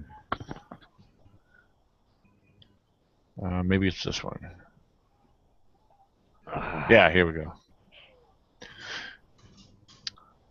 I found this very interesting right here. Let me just open it up here. All right. Now this one right here, this has a tree in the middle. It goes all the way up. Before I even show you the height, because I used Brianna as a height comparison, I had her get underneath of it, and I did a full shot of this. This tree right here is snapped over right here, over top, and there's another tree limb that's fed into. You can see this tree to the far left is fed in between that, because the trees broke over top of that one. Mm-hmm. Over to the right, there's another tree limb that kind of comes off and goes across the other side of it. Is that my area or your area? Oh, this is all from my year. This is from this past weekend camping trip. Oh, okay. Now, I'm going to pull up this other picture that I have with Brianna in it here. Hold on, let me go under screen share and pull the other one up now.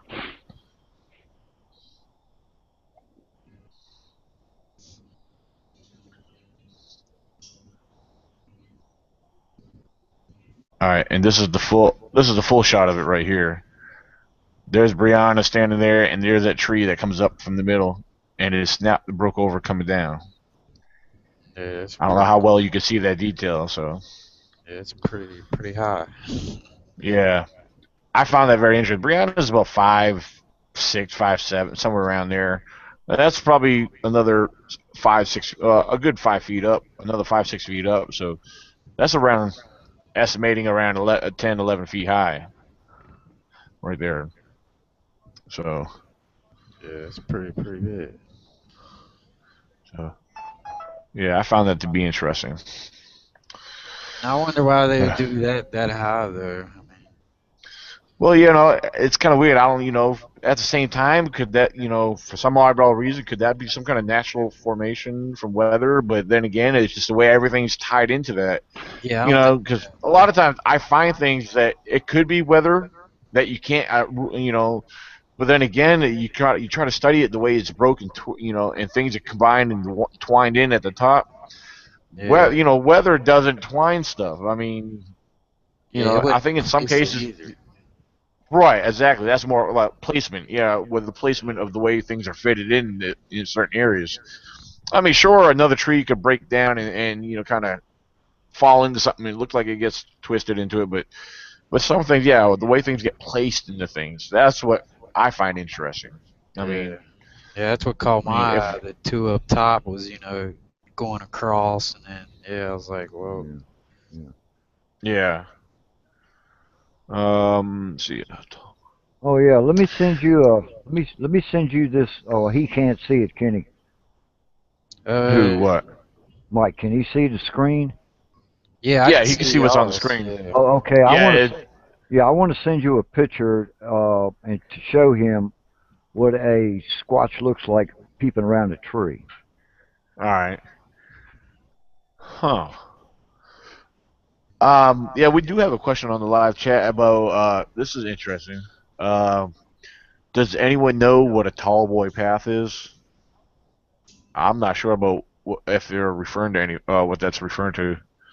I don't know. Uh, a tall boy path is. That's interesting. Hmm. Let's see. I think. I'm And gonna Donna send says, it. I think they make canopies sometimes. Yeah. Yeah, I'm gonna send this to your messenger, Daniel. Okay, go ahead. I'll pull it. I'll pull it up. Oh, yeah, sure. There you go.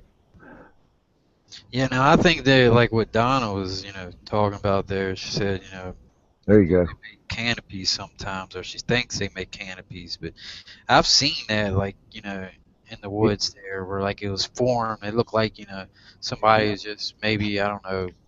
Yeah, I found the area I videoed the squatches in. I found I think it was a birch tree that Uh, I mean it was full of leaves and everything, but they took and they snapped it and twisted it till it made like a little roof. yeah, It was like maybe 8 foot high, but it yeah, was still fresh. There you go. Now that's a squatch looking around a tree at you. yeah. Now, have you seen anything like that? Nah, That's nah. what they're famous for, right there. Yeah, me personally, I ain't never, seen one. I've seen signs of it. I mean, it had to be, a squash because I mean, ain't nothing else, could do it. Powerful Yeah, enough to do yeah, it. So. because you can look at the top, you can see his conical head, you can see his eyes, you can see the white down there. That's his teeth. He's showing his teeth at me. Yeah, I see what you're talking about. Yeah. Yeah. Well, that's a squat. That's what a squatch looks like peeping around a tree.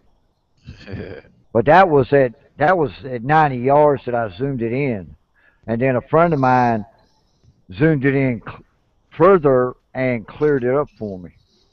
And because I never did know that it was it was looking like that Yeah. until he brought it in. But that's about the best scenario that I could think of what a squatch looks like peeping around a tree. There were six. There were six around me that day. Damn. Let's see. Let me That's a And hot spot. Yeah, oh, I'll tell you what, you would love to come to my area. I mean, it's not. It's down here. It's all. You know where Shenandoah Acres is? Down here in Stewart Straft. yeah, I've heard of Shenandoah Acres. Yeah. Okay, well, it's right behind there on National Forest. Yeah. Okay. Yeah, I might even been over there, trail hiking. Cause ain't the You, Appalachian near there? the Bluish Parkway. Yeah, you probably went up Bald Mountain or went up some of the trails, the Blue Trail, the Red Trail, Yeah, on I think. horseback. Yeah, Yeah. they do. They most of them pull in there at Turkapin Ridge, park there, and go through a gate, and then they can follow a trail that goes like a big horseshoe. You go in at the entrance, and it brings you out at the back end of it. Then you ride your horse straight, or you could come off the main trail and take a left, and they'll take you up on the ridge there, headed toward the upper and lower Lake of Sharonda. Yeah, Sarando. Yeah. Hey, that's the one. Yeah. Well, that's my area. All right. So I've been around there then. Yeah, you probably been up through there because there's a lady. Well, some friends of mine that run a horse riding a trail ride out of Sharonda. Hmm. All right. Yeah, I went over there. Well, hell, just here about 4 or 5 months ago, I had to go out there and train a new horse that somebody got out there. Yeah, that's probably where you was at. Was on the coal roads. Well, that's my research area. Alright. If you know where the apple orchard is, that was right back behind there in the pine thicket. Yeah. Yeah, I can't Let's remember the see. name of the road, so I got it Uh, on my messenger. Or It's a yeah, my it's a messenger. good spot. I went and was not disappointed. all right, the road you was probably went on was Mount Tory Road. That's the road that goes into Sharonda. Then you got Route 42, which is the coal road, which is a 13-mile dirt road. Then you go up past that, you got Reed's Gap, goes up over the parkway over in the Wintergreen. Yeah, Reed's Gap. Yeah, I All know. right.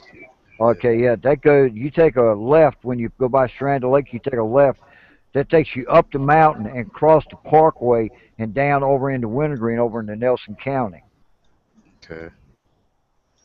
But if you're on this side of the Strand Lake, you got the coal roads. When you go by the coal roads, you got B&R Grocery. Yeah, BNR, yeah.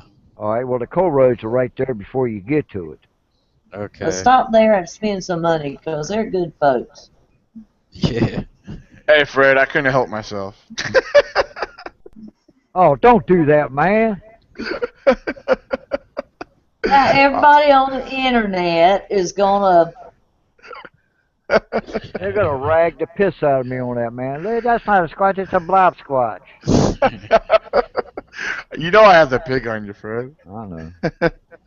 I know, but you don't have to make the whole damn internet pick on him too.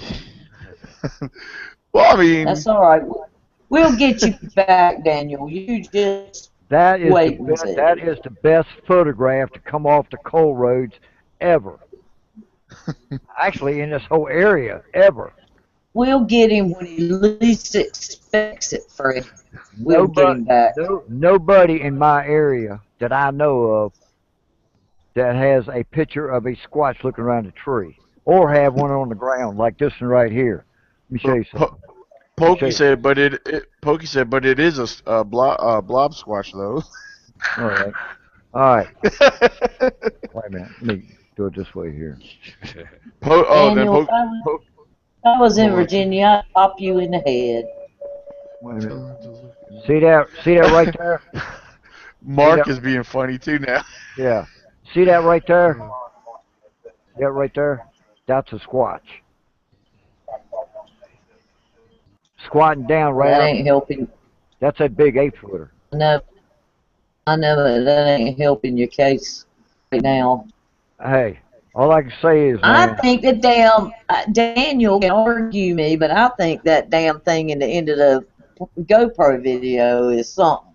I swear I do. well, Daniel thinks it's a shadow.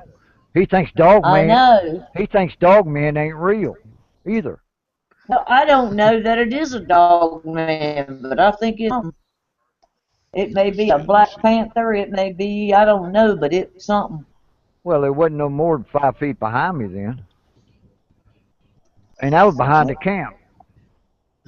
Let's see what do I got here. But I got so many pictures of Bigfoots, it's pathetic. More than what most people got, I can say that much. Well, I mean, we get the viewers' opinion on this. See what they Yeah, but you're not gonna do it justice, Daniel. Well, I mean, only thing I can say is look at the right side. You see a pointed, looks like a pointed ear. That is not the best picture. Oh, that's the zoom picture, isn't it, Daniel? Yeah. Yeah, that's a zoomed in with a filter. What I did, I put a filtration on that. If there was anything, and they would showed up more of a solid object. Well, you should have Nah, you should have you done need to back it up. You should have done a negative shot on it. Made it negative. Let's see. Negative will show something. Let me see what else we got. If you see it and know what you're looking at and watch it live the whole way through, it's only 20 seconds or whatever. I never did know he was there. He was behind me. But I mean. And it may not be anything, but it looks like something to me. All right, here it is without it being zoomed in. Okay. Right. I see something black. That's it. I see something black right there in that spot. That's all I can say. I can't say what it I is. see something black. Looks like it might have ears. It looks like eyes, the Yeah, right there. nose,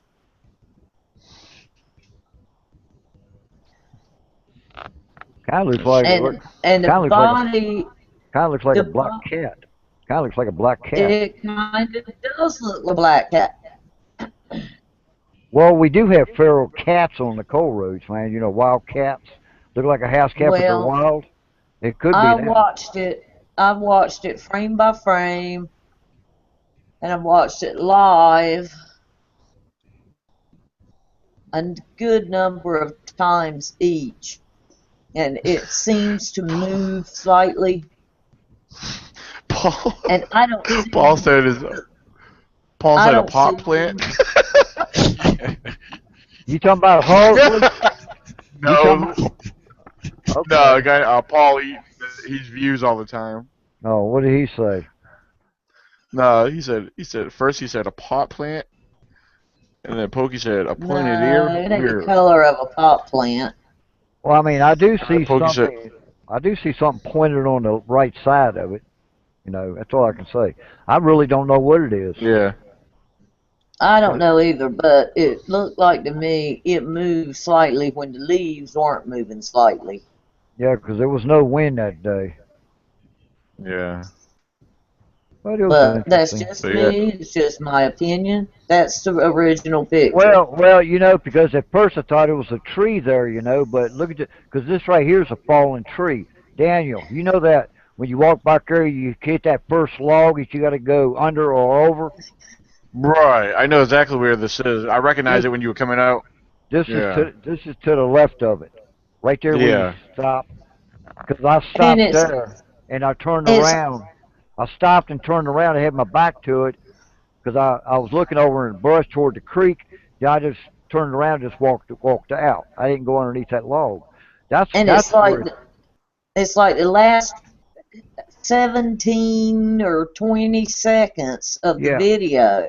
yeah, because I turned around when And I it walked looks out. like The battery died. it's under that fallen tree, but it looks like Yeah. it's not completely under it, but like it's the head is just up in front of the bottom of the fallen tree, if you get what I'm saying. It's just in front of it. Right. Well, it's so Yeah. that place is so thick. You got to take a machete or a chainsaw to make a path through there. Because from Well, Yeah. that spot to the top of ridge, even getting on your hands and knees, you're not going to make it through it.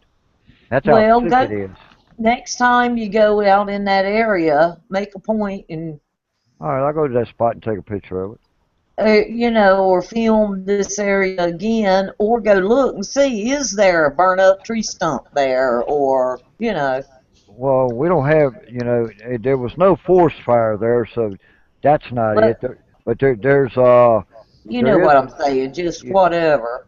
yeah, but there is a lot of storm damage back in there Yeah. from over The the thing years. is, because the day you did this, it was pretty sunny out that day, wasn't it? Oh yeah, it was. Matter of fact, it was the same day that I had a run-in with. Where's your Jeep at, lady? Oh, her. Yeah, that was Oh. that was the Yeah. day. That was the day I was talking to that young couple from Nelson County. Right. Yeah. Yeah. If you do, I mean, if you do another after thing like using the GoPro back through this area again, Yeah, the I'll Yeah. do best that. thing to do to get the most accurate results on comparison is to make sure it's sunny like it was that same day. Well, I'll go up. Well, as soon as I put some plugs and plug wires in the Jeep, I'll go on out there and Yeah. go back up in there Walk through again. walk through with the GoPro like you did then, but I would say then still, but maybe walk up in there and look and Well, I'll do the see. It same may thing. be a Well, old log or something. when you get to that log, you either got to climb over it or you got to get on your hands and knees to go under it. Well, I And when I, know, but you could step 3 more foot toward it and see what's in there. that ain't but I about mean, about that and ain't if that. it ain't, and if the same thing ain't in there, then it might be something. Well, it wasn't but about 2 foot off the trail because when I turned my back, I was looking at toward the creek, which the creek would have been on the right side of me. And whatever it was behind me. Yeah. So when I turned around and walked out, the battery died on it. I don't know, but I want some more information. And it may be nothing, but I want some more information on it. All right. See what I can do. All right. Let's It could be the photo that cracks the dog man case. Yeah. Well, Mike, have you ever I doubt it. have you ever ridden your horse up Bald Mountain yet? I don't believe I have. Huh? That if you go to when you go into Shandor Acres, you get to the Y, you take a right, and you go about 4 miles up a road, and you'll know it when you come over a hill. The gate's on your left, but right in front of you. You can pull up in there, and there's a trail that goes all the way to the Blue Ridge Parkway. It's called Bald Mountain Trail. It's a Jeep trail. Yeah. I don't think I've ever been over there. Well, he said he hadn't been in your area but like 6 months. Yeah, ever since Christmas. Yeah. I seen some people back there during Christmas. There was, I think it was 2, maybe 3 horses. Yeah, that might have been me. What color were are your horses? Or what color were the horses that day? Do you remember? That day, I think I was on. It was either my all white walker or my black and white walker. I seen it. I remember a white one. It was kind of a rustic white. Yeah. Well, actually, he's white, but he's dirty as hell. Yeah. Okay. I've seen a horse like that, and it was a girl riding one. It was 2 guys and a girl, I think. Yeah. That was probably us then, because most of the time it's just me and my sister and a buddy of ours, Calvin. Yeah, because when I seen him, I was in my green Jeep. It was camouflaged at the time, but it looked like a pickup truck. It only had over the cab over it.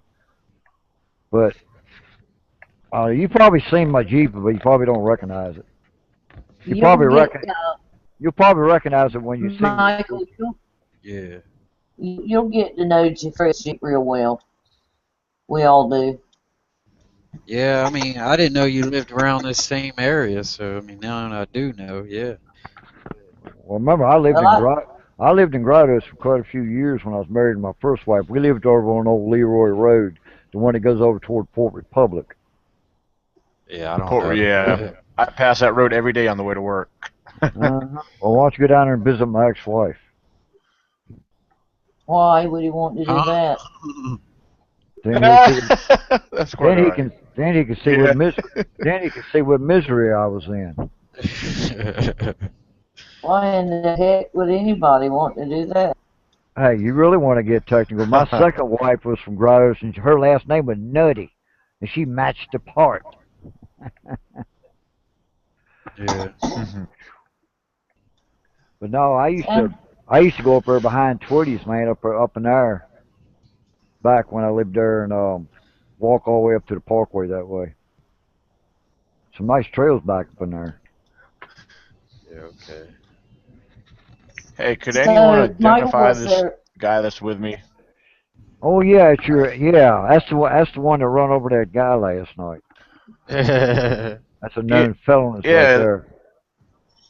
He's that's a homeless guy back to you. He's a criminal. And Daniel's the one that ran over him. I have a question. Michael, when you were in Texas, other than the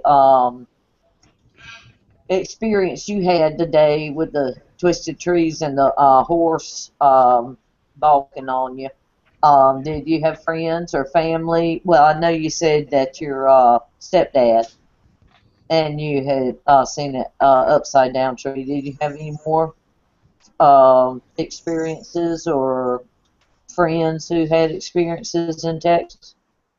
No, not really. That's about it. I mean, yeah, the twisted trees and the tree up there on top when I was a kid. The horse, and as What far as what I part know, of that's it. what part of Texas were you from? You don't me asking. And you don't Waco. have to say It's specifically, but yeah, I don't care. It's Satin, Texas. It's in Waco, Texas. Yeah, yeah. I got a buddy of mine. okay. Oh. Yeah, I got a buddy of mine who runs a it's like 1,200 acres. It's a hunting ranch, but it's a working hunting ranch, but it's only bows only. Yeah. And Ah. he showed a video one day, and he got something because they set up game trail cameras everywhere for to keep check on certain on deer on the deer on bucks.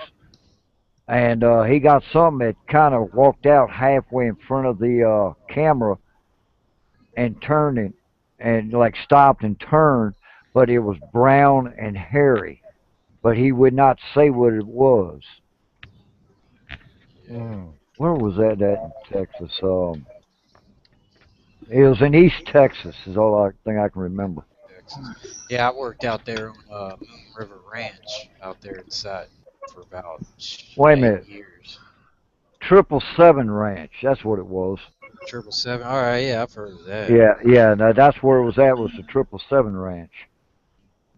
That's where Jackie Bushman goes all the time to go hunting from Uh, Buckmasters. U.S. Marine Corps. Hold on, I'll answer your question in just a minute. I'll tell you. I'll find that out for you real quick. Harper's Ferry. Yeah, I heard of that before. I don't think that's that far. What Harper's Ferry? Yeah, You that can sounds awful close. go into Franklin, West Virginia, and just go straight. Get in there and hit Yeah. hit. I think it's 320, and just you're on the right road when you go by about a half mile out of town, and there's a taxidermy shop on your right hand side. It's got like 11-foot polar bear in the front room. You can't miss it from the road. Ah. Just follow that because it's about 20 miles on the other side of Franklin, Harper's Ferry. 'Cause I used to go over all the time. I lived over in Doe Hill. Oh wow. Harper's Ferry. I've heard of Harper's Ferry. Yeah, that's Oh, it's a 2 hour. Yeah, 2 hours and 5 minutes. Yeah. Okay, that's all the way up. Oh, okay. Yep. It's north of Winchester. Yeah, that's where Loretta Lynn was born and raised out. You could take 340 all the way up, 340 or 81 straight up. Yeah. That was Butcher Holler. And yeah, it's close to Frederick. Let's see, James. Frederick, Oh, Maryland. I've heard of it. I don't think I've ever been there. I think my mom and them's been around there, but I haven't been over there. Yeah. okay. Yeah, that's only 2 hours away. Yeah, just curious why he's asking about that. Let me go back to the live chat. Hmm. I'm Did sitting there he go watching. to Harper's Yeah, Ferry? I'm sitting Maybe there, he lives up there. yeah, I'm sitting there watching Lone Star Law about these game wardens in Texas. I tell you what, I like watching that. What's that? North Law, whatever it's called. Those game Northwoods wardens up. Law. Law. Yeah. Yeah, up in I Maine. like Those that guys are too. badass up there. I like Southern Justice too Wake up. because They're I at Rio live Grande. They're at Rio I lived Grande. in the Yeah. county next to them for a long time. I Yeah. like all those country Texas game warden Yeah, lawman shows. but I tell you what, those game wardens up in Maine. I mean, just from watching the Oh show, I mean, yeah. they're pretty strict. But the thing is, they're not like the ones around here. They're not going to go nitpick and try to find something wrong with you. Well, I Ron mean, don't know you, man. He don't know you. oh yeah, but as soon, It don't matter if you're abiding by the law. I mean, oh yeah. then, you know. I mean, as soon as I saw him, I knew who he was right away. But Yeah. yeah, I think it kind Did you of got told to him when by I the said, bag? "Hey, Mr. Jackson." He said, "How do you know who I am?" I said, "You don't remember me, Oh do you?" yeah. I said, I said, I met you here at the same spot 3 years ago with Fred Canny, the Bigfoot guy. He's like, he had a puzzled face. He's like, oh. And then it wasn't much longer. He didn't leave. It didn't take him much longer to leave after that. Exactly. Yeah, he's like, I'm gonna leave this one alone. Because I showed him a decal. I said, I'm with the Bigfoot group. So yeah. Hopefully, Once you get to know him, ask him about Bigfoot and watch how his response is. yeah. Yeah, he'll give you the funniest look, and he won't say he'll say, I heard people talking about him. That's all he'll say. Well, I cracked him one day. Took me 20 minutes, but I cracked him one day, Mm. and he finally admitted. He said, I don't know if I believe in him. He said, but I've seen some weird stuff out here. Yeah, Hey, you will. I want to ask U.S. Marine Corps on live chat here because he used to be stationed at the Marine barracks up there at that location at Harper's Ferry. Yeah. I'm wondering, I'm asking him, are you familiar with Quantico Base? Because I've been up by Quantico quite often, and I've heard stories from military officials that came from areas just west from the Marine base up there. I was just wondering if he's heard anything or maybe experienced anything himself, because I've actually heard things from other military people. All right, homie, I'll be right back. I'll be back. All right. Uh, Yeah, yeah, we have a lot of military bases here too on the yeah. coast, and Okay. and there He are said, some Bigfoot reports too. oh yeah. He Okay, said it was in D.C. He said he did training in Virginia. I said, all right, cool, uh, awesome. well, military bases a lot of times have big areas of land. Hey, You know, I did training here in Virginia too. If you come at Fort A.P. Hill, which is an army base, but if you consider ROTC, that's the only Actually, military. That's the only military yeah. training I had. We used to go through the different obstacles and do stuff over there at A.P. Hill, land navigation. yeah, you ought to see him in his little funky uniform. Look like his yarhead.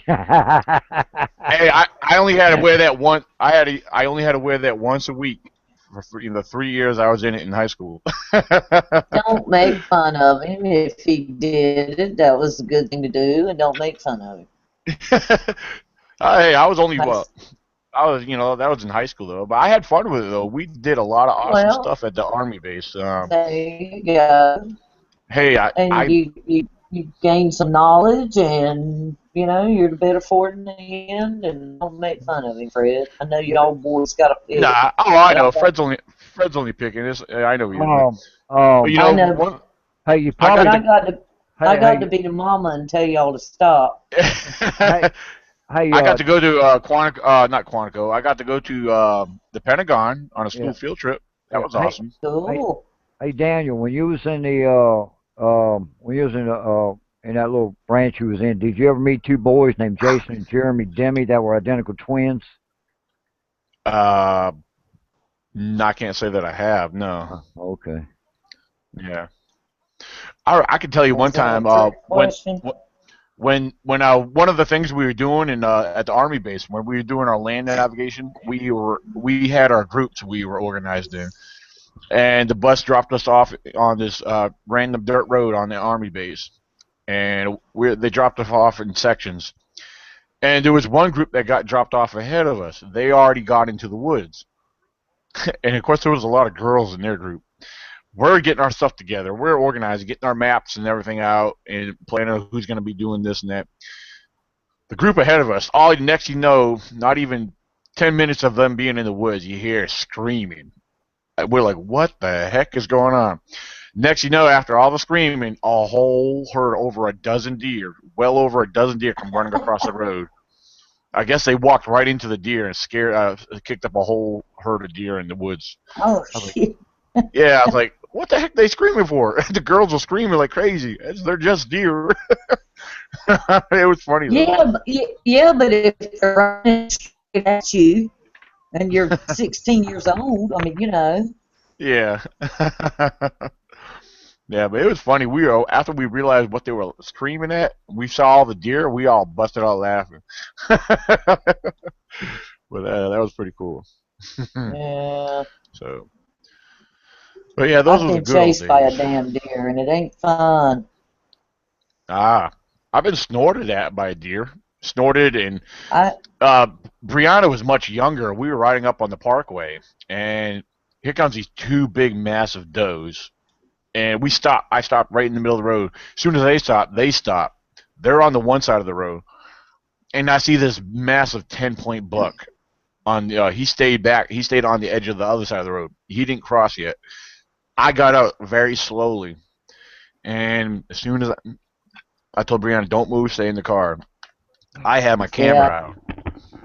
I got in the middle between those two does, which were just behind me. They didn't move. They stayed right there. I was probably about 10 feet away from them. That buck was a good 10 feet away from me, but as soon as I got in the middle, he backed up another 10, 15 feet. And Uh-huh. I kept looking behind me at those doe. They were facing the woods that they were running to, but they had their heads turned looking back.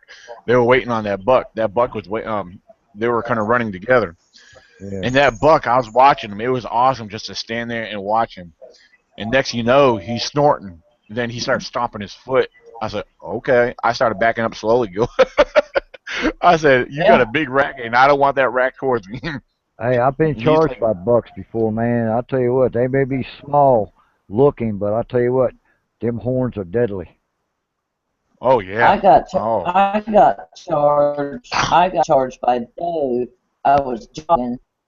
We lived on we're a dirt lane in the mountains, and we lived at the end of a dirt lane, and I jogged up the dirt lane, and there was woods on one side, field on the other, whatever. And I what I finally figured out had happened was she had twins, and the twins I had jogged up the road and gone a ways and turned around and come back. Well, coming back, the twins had crossed the road to go up in the woods, and the doe was still in the field. And I jogged between them, not realizing it or not knowing. And damn, she didn't run me to the house. Yeah, they get a little vicious Snorting on that. and snorting and stomping. I ain't never run so damn fast in my life. And she sure did. She run me to the house, scared the hell out of me. Well, if you That's when ever, I decided. That's when I decided I'd rather be fat than jog. yeah, well, I tell you, if you ever have a buck charge you, go stand behind a tree real quick. Yeah. He will run around that tree trying to horn you. You just keep going in a circle and go to another tree, and he will follow you till he gets exhausted. His tongue will hang out, and but he'll still come hey, after you. hey, Fred. Yeah. Danielle sent me a short video clipping. Um, I'm gonna try to look at it on a bigger screen because she said, "Hey, check this video." I definitely got a squatch's face, eyes, a squatch's face. Eyes were blinking. It moved. I saw a baby squatch peek over their head and then duck down. Okay. Put it on I'm gonna screen. try. Okay. Yeah, I'm gonna try to see if I can pull it up on the because she sent it through Messenger. So I'm gonna try to see if we could let everyone watch that together. Oh, okay. Um, I'm gonna Sounds see. cool. All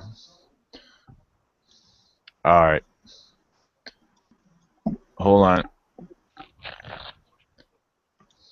God. Now, okay, it's gonna let me screen share it, but this here is not that big looking, so I don't know how well we're gonna see this. So So it's not going to help. You're going to sit there and cry. Okay. hold on. A little bit. All right, I had to mute Michael. There was everyone in the background. All right, all right, you guys ready? I'm gonna push play on it. All right.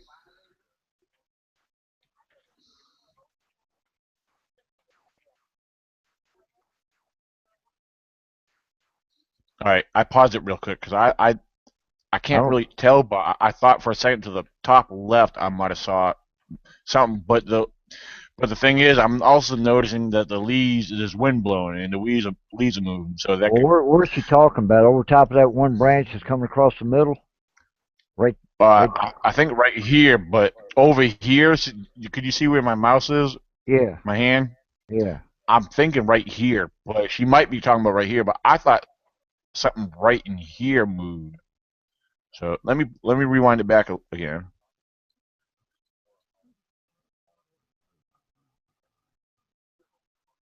Oh, something did move. Because if you look, if for about 2 seconds, you'll see it go completely black and then fill in again. But it's like a round circle. You'll see it. You'll see what you're Yeah. looking at right there. Go back to the beginning and play it slow. Now watch. It'll go black. Looks. No, not at the first spot you put. The first. You remember where you put the needle your arrow the first time? Yeah. Put it back there in that spot and watch what happens. All right, Okay. hold on. All right. Watch that spot where you put that mouse. Like, where, right here? Yeah. Watch it. Watch it go black. It'll go solid black. Yeah, right there. It'll go solid black. See it right there? Yep. It's like it's pop its head out and then back in. But it's so brush. It's so much leaves there. You really can't see anything. Yeah, and the wind's blowing on my end. See, I can hear the audio on my end because I know you guys can't hear it, but I'll have to.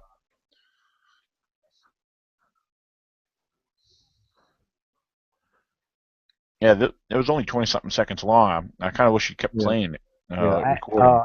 Yeah. I asked her exactly where at in the photograph in the video is where she's seeing it at. Because that was just a guess Yeah, that I took. Because I was just we saying can it. watch it Yeah. Because later.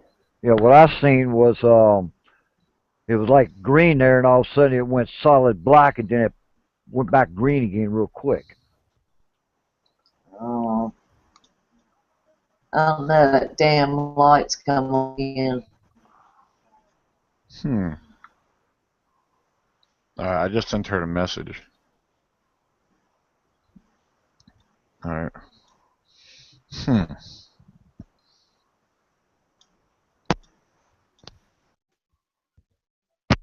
He says here in a second.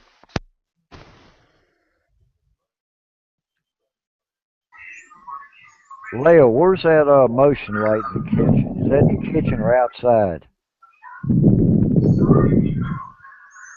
Yeah, sorry about that. My little niece started going crazy. Oh yeah. It's when you come in the back door Yeah. in the entryway of the house. Well, it can't be your dog because your dog's over your head right there behind you. Well, it's up at the height of the light switch. The washer and dryer's there. So And the door's shut and locked. There's another motion over the kitchen sink. And once in a while, if the wind's blowing, the curtain of the kitchen window will blow in front of it and trigger it. Well, you got the window open? No, that's the other one. This one has no window, no nothing. Do you feel a cold chill when you go near the light switch? Or when you go to that sensor? Do you feel like a cold chill for like a second or so? Well, I went and looked a while ago. It does it every once in a while, and I think, well, maybe the switch is going bad or something. It's coming on and off, but the switch ain't going bad. It's just it might be mom and daddy. What I'm telling you is, if there's something trying to draw the energy to make that light come on, you will feel something cold in that spot for about like a second or so. You'll feel Well, like I know that. Yeah. I know that. That's what I'm asking you. Yeah. Do you No, feel do you feel that cold? When it comes on and I see it's on, Time I get up and walk in there, no, it ain't. No, it's not cold, but it's still. We have a lot of that weird stuff go on here. It might be mom and daddy, it might be grandmama or Yeah, Indians. Who knows? because what I've But experienced. that's like the fifth or sixth time tonight. Yeah, because when I experience it, whatever area I'm in, and like a light, like a motion ladder come on or something, there right, it's just a little spot. There's something cold for about like a second. You'll get Yeah, that does. Yeah, that it, does happen. well, But that's an entity trying to draw the energy to what's that word I uh, know. I know what the word is, and I can't think of it either. m- uh Manifest. huh? Manifest. Yeah, manifest. That's it. It's probably mama or daddy or. Well, what you can do is take a flashlight that just like turn the glass like you're gonna So take the batteries out. Turn that to where yeah. it's just barely off, and say, and just ask some questions. Say, if mom and dad, if you're here, turn that light on. And if that light cuts on, well, it's them. Well, I don't really need to do that here, cause I know But it's them, or I know whoever it is, it's family, and it's okay. I'm not scared. yeah. But I'm just saying, ask the question, and you will get the answer. If it's Well, mom or dad, if it's your great grandma or your great great grandma, or something like that, and ask I questions. know. Yeah. But if it ain't them, I don't want to ask somebody a question that's evil and Well, pretending to be them. if it's not them, they won't turn the light on. Evil spirit would. But you ain't got none. There was no murderers or anybody die on your property. Well, Even back we found, when you yes, the Indians lived here 500 years ago. okay. And Who knows who died here? your ancestors build that place you're living in now, or buy the property? 1925. Okay, has there been any deaths in the family on that property since 1929? Uh, yes. Okay. Aunt Christine got struck by lightning in 1935. Okay, what you do is do what I said with the flashlight and ask if it's her. If she turns the light on, you'll know it's her. Well, I used to ghost hunt too. well, it don't matter to me who it is as long as they ain't bothering me and I know it's family and they love me, then I don't care, you know. But we have a lot of stuff here on this property. All right, what time are you coming up, Mike? I don't know. I was going to get with Dan about that and see, what time he's all Well, going. well, I'm gonna leave here Saturday morning to go up there to get my spot set up. We're all gonna be in the same camp spot anyway, right across the road from the entrance to Elkhorn Lake. Alright, yeah. Shit, I don't know then. Hopefully no one's set up in that area, because sometimes a lot of campers and RVs are in that area. Yeah, that's true. I like to go back down to the other spot on the other side of the bridge. Yeah, that's where I camped at before, and if that's the case, I'm bringing a weed eater to get some of that grass down. Well, I seen you had a mud puddle there the last time. Yeah, that one there kind of stays there. Frogs chirp away at that thing Yeah, around there. I heard. Actually, they were Yeah, all y'all around had a camp. lot of frogs last week. Fred, Danielle said, center in the black area, the whites of the eyes can be seen, even eyes moving and blinking. Well, I think I saw what she was talking about, but I saved that. I saved it to my. I downloaded it to my computer, and I'm gonna try Okay. to pull it up All a right. different way here. What that one spot? Yeah, I'm gonna pull it up. Give me a second here. Okay. But yeah, I mean, I'll try to meet y'all out there. Is everybody going out there Saturday morning, or? No, everybody gets there at different times, you know. I mean, whenever you can get out there between the 4th and the 11th. Yeah. Yeah, I was going to, get out there same time y'all do, because I really don't know, my ways around there. So. Yeah, well, I mean, one of us could meet you right there as the dirt road starts as a pullover right there before you hit the dirt road to go toward the camp, you know. One Yeah. of us can meet you right there, you know. You just follow us in, you know, All right. because we'll know where the camp is. Yeah. Yeah, that's what I'll have to do then, I reckon. Yeah, 'cause if it's me, I'll be in a OD green Jeep. Don't believe me, you'll notice my Jeep when you see it. All right. Yeah, what I'll do is I'll try to I'll get a hold of my friend Cassie. I'll get a hold of her in the morning and All right. see what she's doing and ask her, when can she trail her, and then I'll go from there on the time, really. Okay. Hard County, Greenville, Dallas, Greenville, Texas.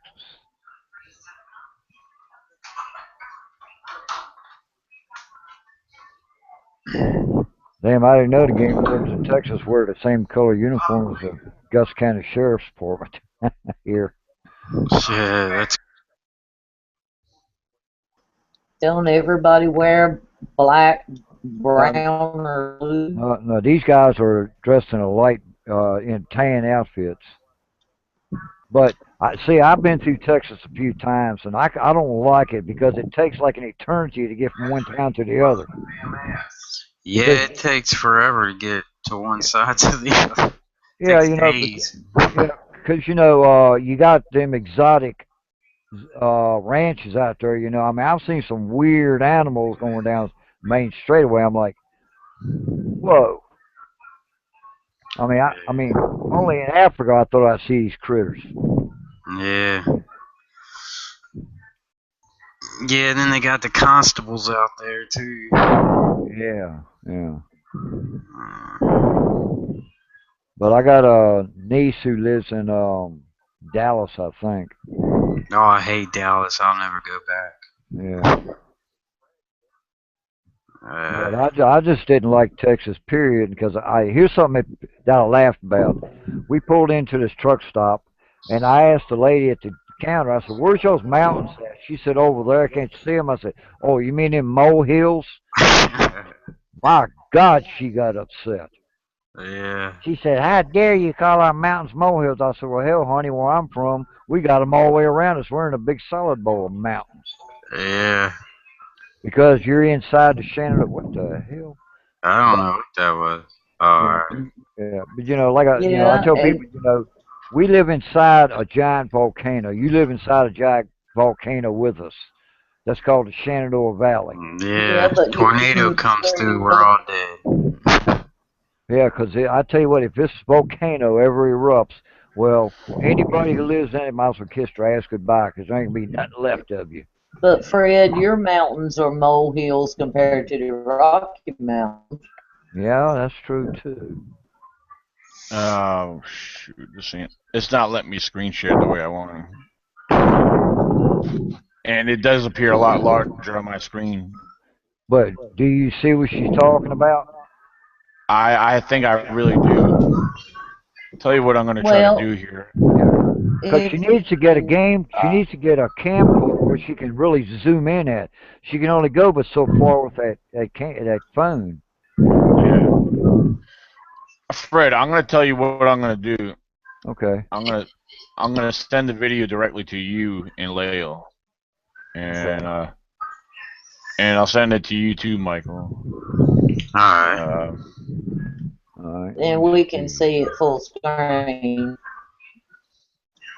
She's been sending a few things to me here and there anyway, so and she's got some good pictures.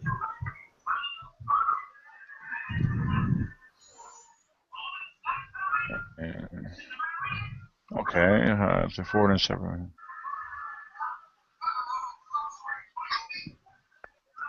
Maybe Ryan not coming back. Maybe he had stuff to do.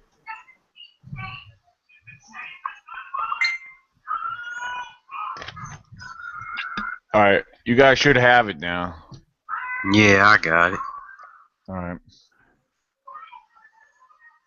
All right, and Fred and Layla must be checking it out. No, I was sitting there. Oh. Nikki was still watching. Oh, okay. Well, she was listening. Okay, here we go. Download. Come on. Not there.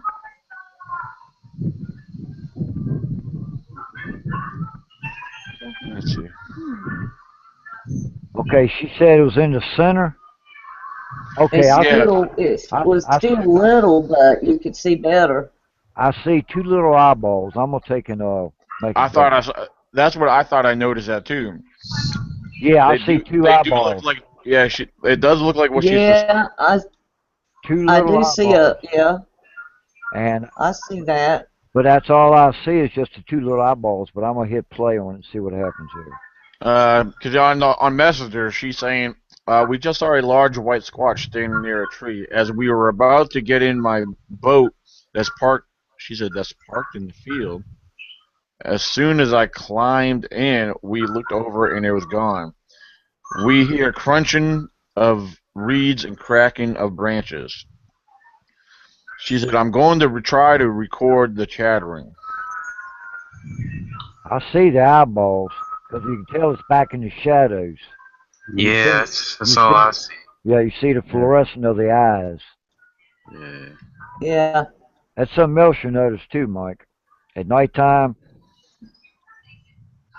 Yeah. I'm going to try to see if I could try to... Hold on, let me see something. But of course that could be the shadow. No, I don't know. It can't be shadow light.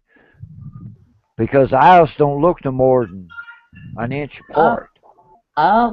Yeah, well, I'm surprised they were that bright in daytime.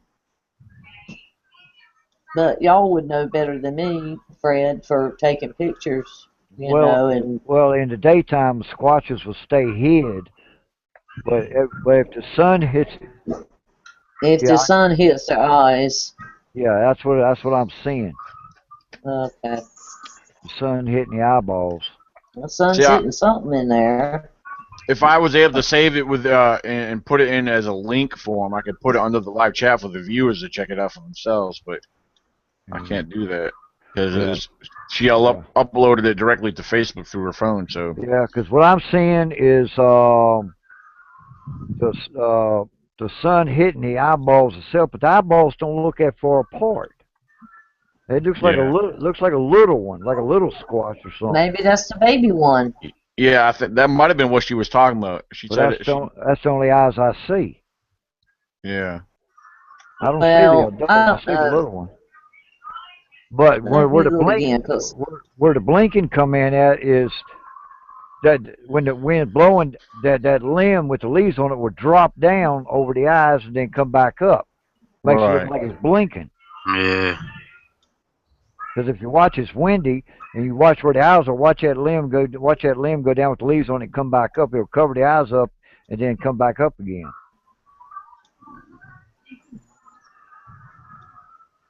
But how up it is, it could be sitting on the shoulders, you know, like you said.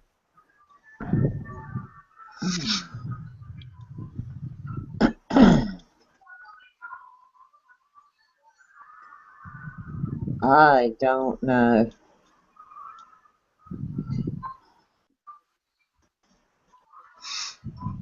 Yeah, that's all I could see was just the eyes and the wind blowing. It looked like leaves moving. Yeah, but you notice that when the limb went down, it covered the eyes up, and then come back up, and you see the eyes again. And that's what there's two eyes at 18 seconds. Could you guys see the? Do I have the video pulled up for you guys? No, you got a whole bunch of stuff down. It says you are screen sharing, presenting to everybody, and it says. All right, I didn't see it yet until I got out because it allowed me to pull it up, but you guys didn't get to see that. That's why I tried, but. Yeah, But Cause I might. Yeah, I'm sorry. Go ahead. but what I'm seeing is it's in the center, but it's slightly to the left. You see two little eyeballs, but you see the wind blow and the limb, that limb drops and covers the eyes up and comes back up, and you see the eyes again. So I think that's where she's getting that blinking from. Right. There's some big eyeballs too. Yeah, they got some big eyeballs, man. But I tell you what, if you ever see red eyeballs, you better kind of tiptoe away from there real quick. um. Because when I was up there at Elkhorn Lake with my brother that night, and those three other people from the group I'm not going to mention, the boys said, "Look on top of the hill," and I looked up and I seen two eyeballs, red about 8 inches apart, and they blinked and went over the ridge, and Yeah. it was big. Fred, you remember that girl Lacey that came out when we had when you Yeah, took us into the birthing area? yeah. She told me so. She messaged me earlier. She said, "Oh, I have something to tell you. You might be interested in knowing." She said this just happened yesterday. I guess her job, she delivers newspapers early, and she rides early in the morning. Drives for Charlottesville cab. Well, she did, but she's been doing a newspaper company too. I don't know if she's doing both or what, but she was in close to Nelson County, and she told me she'll give me the information where it was, but it's in the Nelson County area. Yeah, Uh, I know Nelson pretty damn well. But that's where my dad was raised up at. yeah, she said she was somewhere on some. She was delivering. Her car was stopped, and she was delivering a paper, and she couldn't help but notice a set of red eyes. And then she said she claims to have seen everything else. And I said, "Are you sure you didn't see a bear?" Because I said, Yeah, bears have red eyes too." yeah. She said, "I know bears. This was not a bear." She said, I was trying to get more details out of her, but she claims she did see a Bigfoot. Well, because remember, Nelson County's a big area. Because when you hit the top half of the mountain, drop down, you're in Nelson County. But when you go up by Shranda and and follow straight up to the top of the parkway, Yeah, soon as you like if you're going to Nelson, you like going to Crabtree Falls, you got to get on the parkway, you got to take a left on the parkway for about 100 yards, and you take a right down a dirt road, which brings you all the way down the mountain on Crabtree Highway. right. All that's Nelson County, man. So Nelson County's a big area. Oh yeah. But you can go down See. 151. You can go down to the bottom of half the mountain on 250 and take a right on Route 6 or 151, and that takes you all the way to Piney River, Route 6, all the way over to 29 to go to Lynchburg. You know, Hmm. you got I think it's called Ghost Holler over there behind Small's Grocery. Yeah. All right, guys, give me a second. I'll be right back. Alright. So when you come over, you bringing your girlfriend with you? Nah, she probably ain't gonna wanna go. Well, bring one of your buddies along. Yeah, I got a couple of buddies that said they'd like to come out there. Well, because like I say, I've been doing this a long time, and what I do when I take people out, I try to teach them. Uh, the simplest way I do it is, like when you find a structure, look at it, touch it, put yourself in that squatch's position, and pretend you bend that limb like that, and which way you're going with it. Yeah. And that will give you that. That way you'll visualize. Like what he's doing. Like he's like, well, I'm gonna mark it for because when you find structures, that's meant for their clan, but any other Bigfoot that comes around will see them structures and know exactly what it means. Like um, to us, to them, those signs are like those structures are like road signs to us. Like do not enter, left turn, right turn, and stuff like that. It's Yeah. basically the same way, except it's the Squatches do it differently. But it means almost the same thing. Like they got structures that'll if you follow if you there's certain structures you can follow And I followed two of them one day. One I followed took me to a big hole in the ground that was a natural underground spring of mountain water. Yeah, Then that's the, cool. then the other one I found, I followed. It took me to a day bed. See, I got three birthing areas I have three birthing beds in my area, in this one spot. And when I took Daniel over there and that girl he was just talking about over there, Yeah. she said, I hear chattering. I said, yeah, they're right on the other side of the ridge from us. And then we walked around to the end of the trail, and I told her, I said, get up on this log and do a yell. She got up in the log, she made some kind of weird sound, and what, 10 seconds, 5 seconds later, we had one holler, well, not holler, but a young one trying to imitate a sound about 35 to 40 yards from us. You couldn't Hmm. see him, but you could damn well hear him. I Yeah. said, there's one right over there. We were followed in and we were followed out.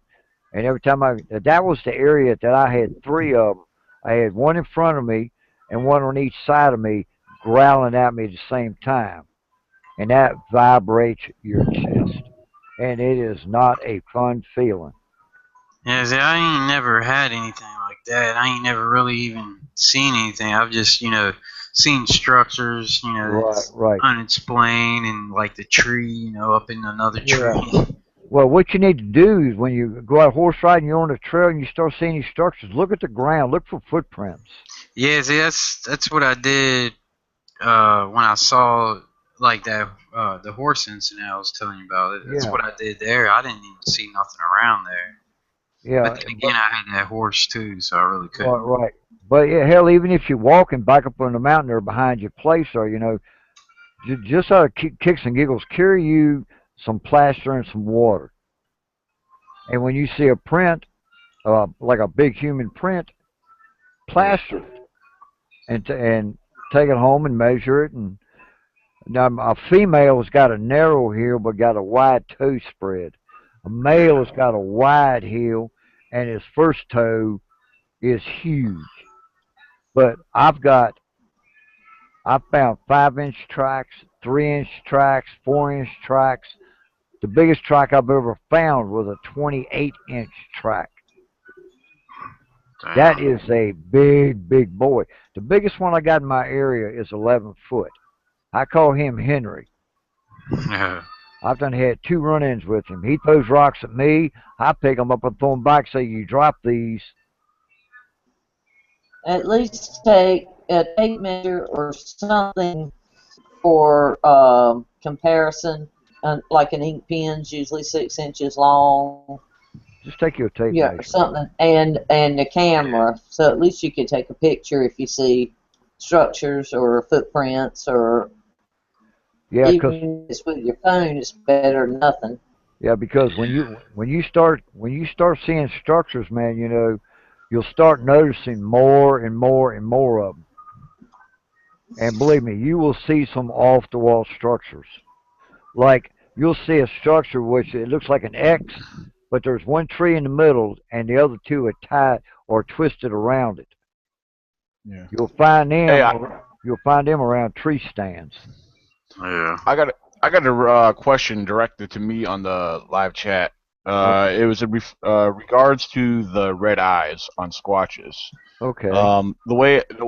They want to know why that's said. And first of all, before I direct specifically towards squatches, like I was the reason why I said about black bear is because I know black bear eye shine has red eyes.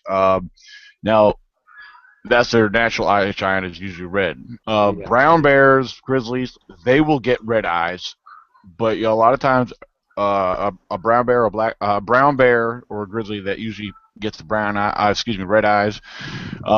Based off of the research I've done, it's actually usually a sign of regression or aggravation. Usually, Exactly. and Exactly. it only lasts for so long till they actually calm down. Right. The rumor behind Squatches having red eyes, right now is actually referred to them either being rogue, or possibly related to the same situation, Aggravated. related to the bears. Yeah, they could be aggravated, they could be mean, Oh but yeah. Yeah. They that's can be rumor mean. and speculation. Yeah, So I mean, but a lot of people report seeing red eyes on squatches. So, but because till otherwise proven, you yeah, know. because the red eyes I saw, I mean, you could see it looked like fire in his eyes. You know, I mean, they were red. They were real red. You know, and I got Yeah. it because this boy is a mouthy, cocky little prick, and I mean, he crossed his arms and he kind of shriveled up, you know, and was looking at the ground. I said, "What's wrong?" He wouldn't answer me. I said, "What's wrong, man?" He said, "Look." I said, "Look where?" He said, "Look up there on the hill." And I turned to look and I saw him, and his eyes were at least 8 inches apart.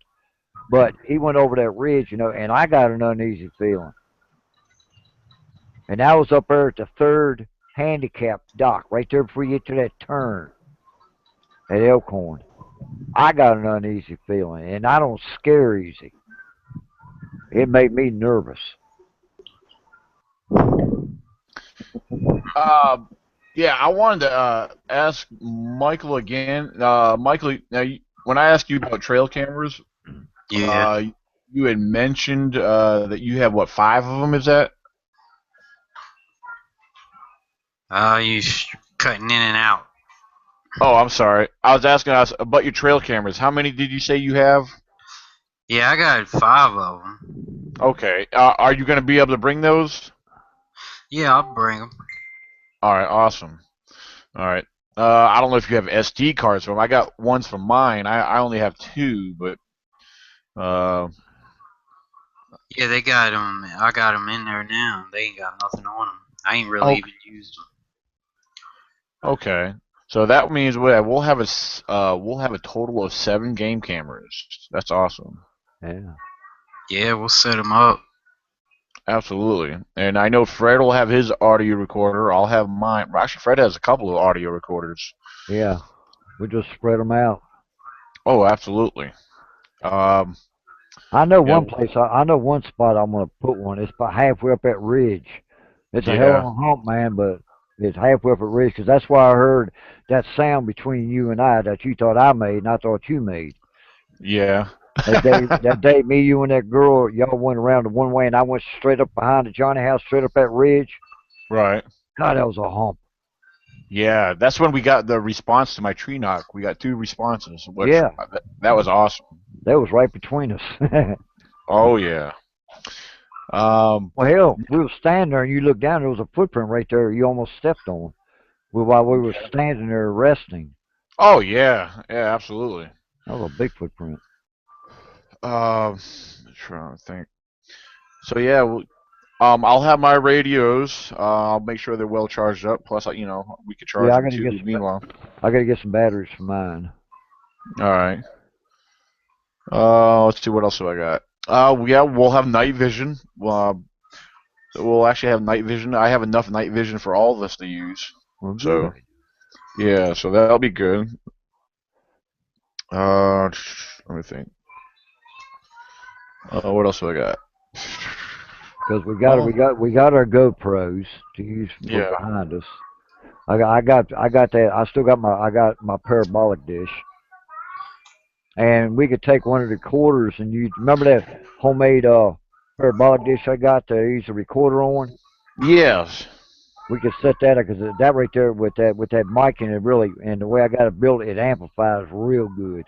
So it'll pick up something at least 100 yards away or closer.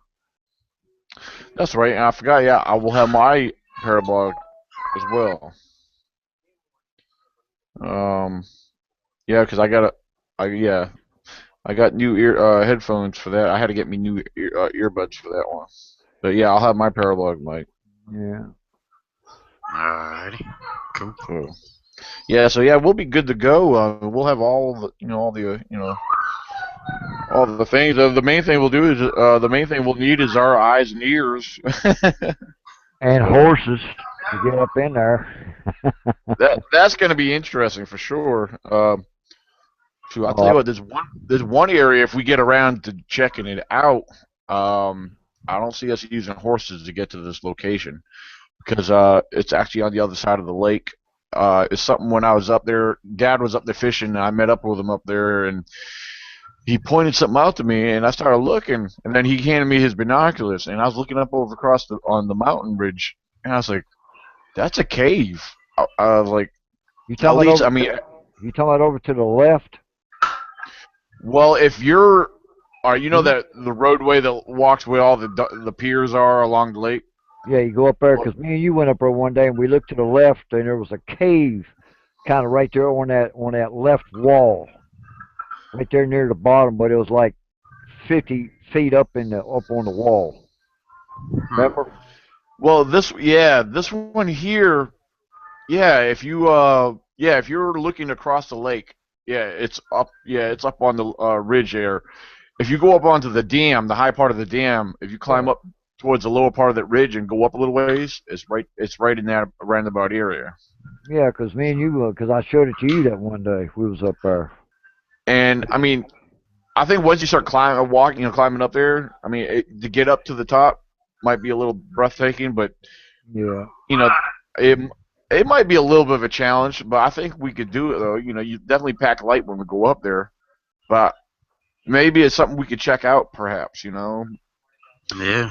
and another thing I thought about doing too is maybe kind of like relive what we did back in 2014. I know neither one of you guys were there, but when me and Tracy and the rest of us were there, right before dark came, we got spread out around the lake, and we stayed in with radio communication.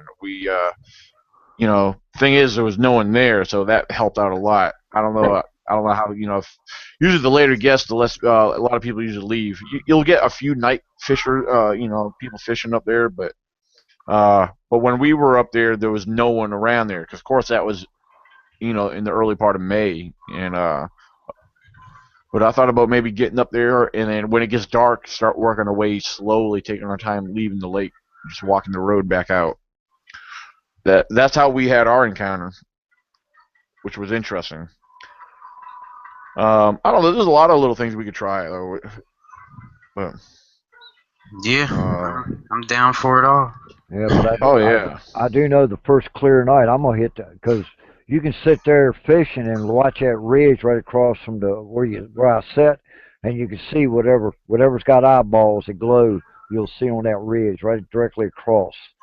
Because I sit down about 30 yards down below the dam when you get to the top there, and you can see everything across from it right. on top of that ridge. It's almost some catfish. Yeah, I'll bring some poles too. I got a couple of nice poles, man.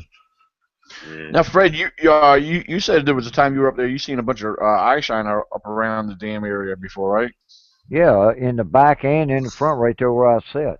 Hell, Right. last time me and Jeff was up there, I didn't say nothing to him. Well, yeah, I did. I said, look across these. Well, I said, look at them eyes. I seen Yeah, red I heard. eyes. I seen deer eyes, but I have seen some yellowish green eyes on top of Right. the ridge. But I couldn't say it was a squash or anything. But you can hear whatever's there. You can hear it walking across the top of that ridge because of the echo in that hollow. Yeah. Hmm.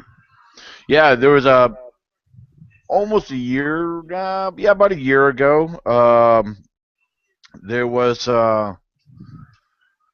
this lady I knew that worked at the food line up the road here, and she said her son or son-in-law was up around the dam in the evening, and she said that her son or son-in-law swears up and down what he heard what came from a squatch. Something about her. It was like a god awful scream or a yell that Yep. came around out from that area.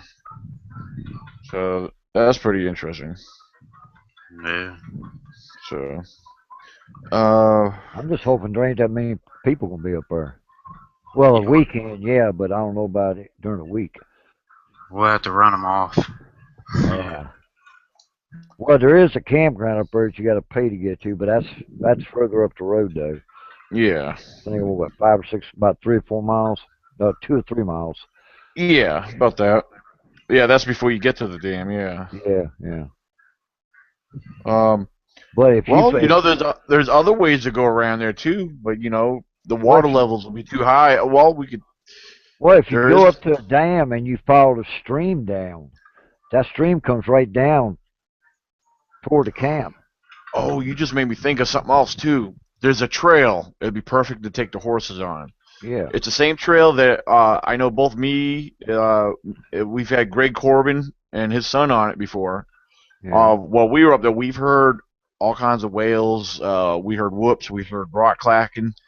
Uh, and on another occasion, I wasn't with him, but Greg, when Greg and his son and wife were up here, they went into that on that same trail. They all got growled at by something. And that was interesting. So there's something. Those a couple of that tree twist I showed you guys, and some of the structures came from that very same location. So that's something to maybe check into too, because that trail goes pretty deep. You crosses the creek a couple times. But yeah, me and Brianna, we went up there, and we were gonna go up there, but the water level was too high to cross by foot without getting our feet soaked. Oh, come on, man, that's the fun of it.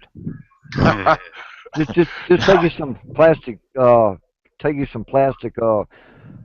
food line bags and stick them on your feet before you put your boots on. The water level comes over your knees.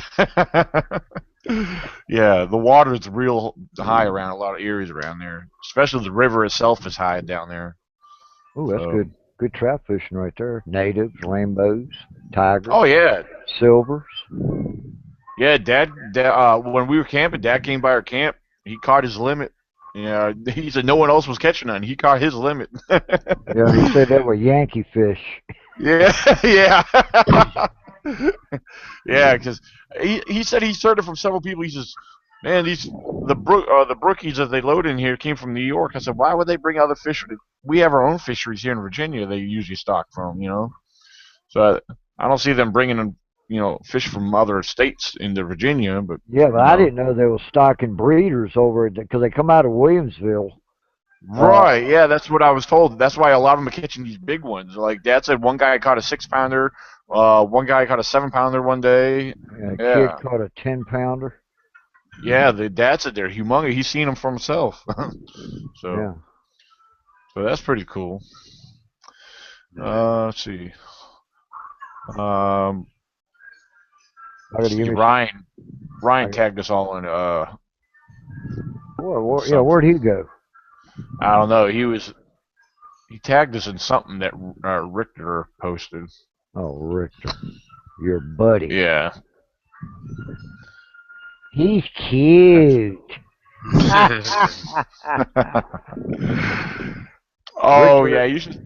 Richter is Miss Gay Day, from 1900s all the way up till 2025. He's Miss Las Vegas. I'm gonna send you something. Hey, Fred, I'm gonna send you and Layla Michael something. You guys got to check it out, okay? Okay. All right. It's only 10 seconds long. All right, I just sent it. So, yeah, if you guys, listen to it with the audio. It was sent to me. It cracked me up. Oh, damn. Yeah, that's Richter for you. You hear what he said, though? No, not yet. Mine's just now loading. Oh, okay. Yeah, I heard it. Just don't say a word yet.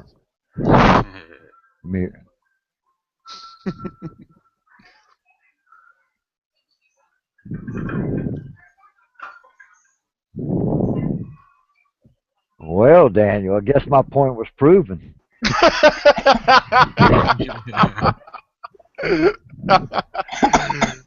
Tell you what, he's a character, ain't he?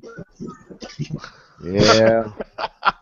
And just think, the only way he got started in Bigfooting was because someone asked him to help host a radio show on Bigfoot.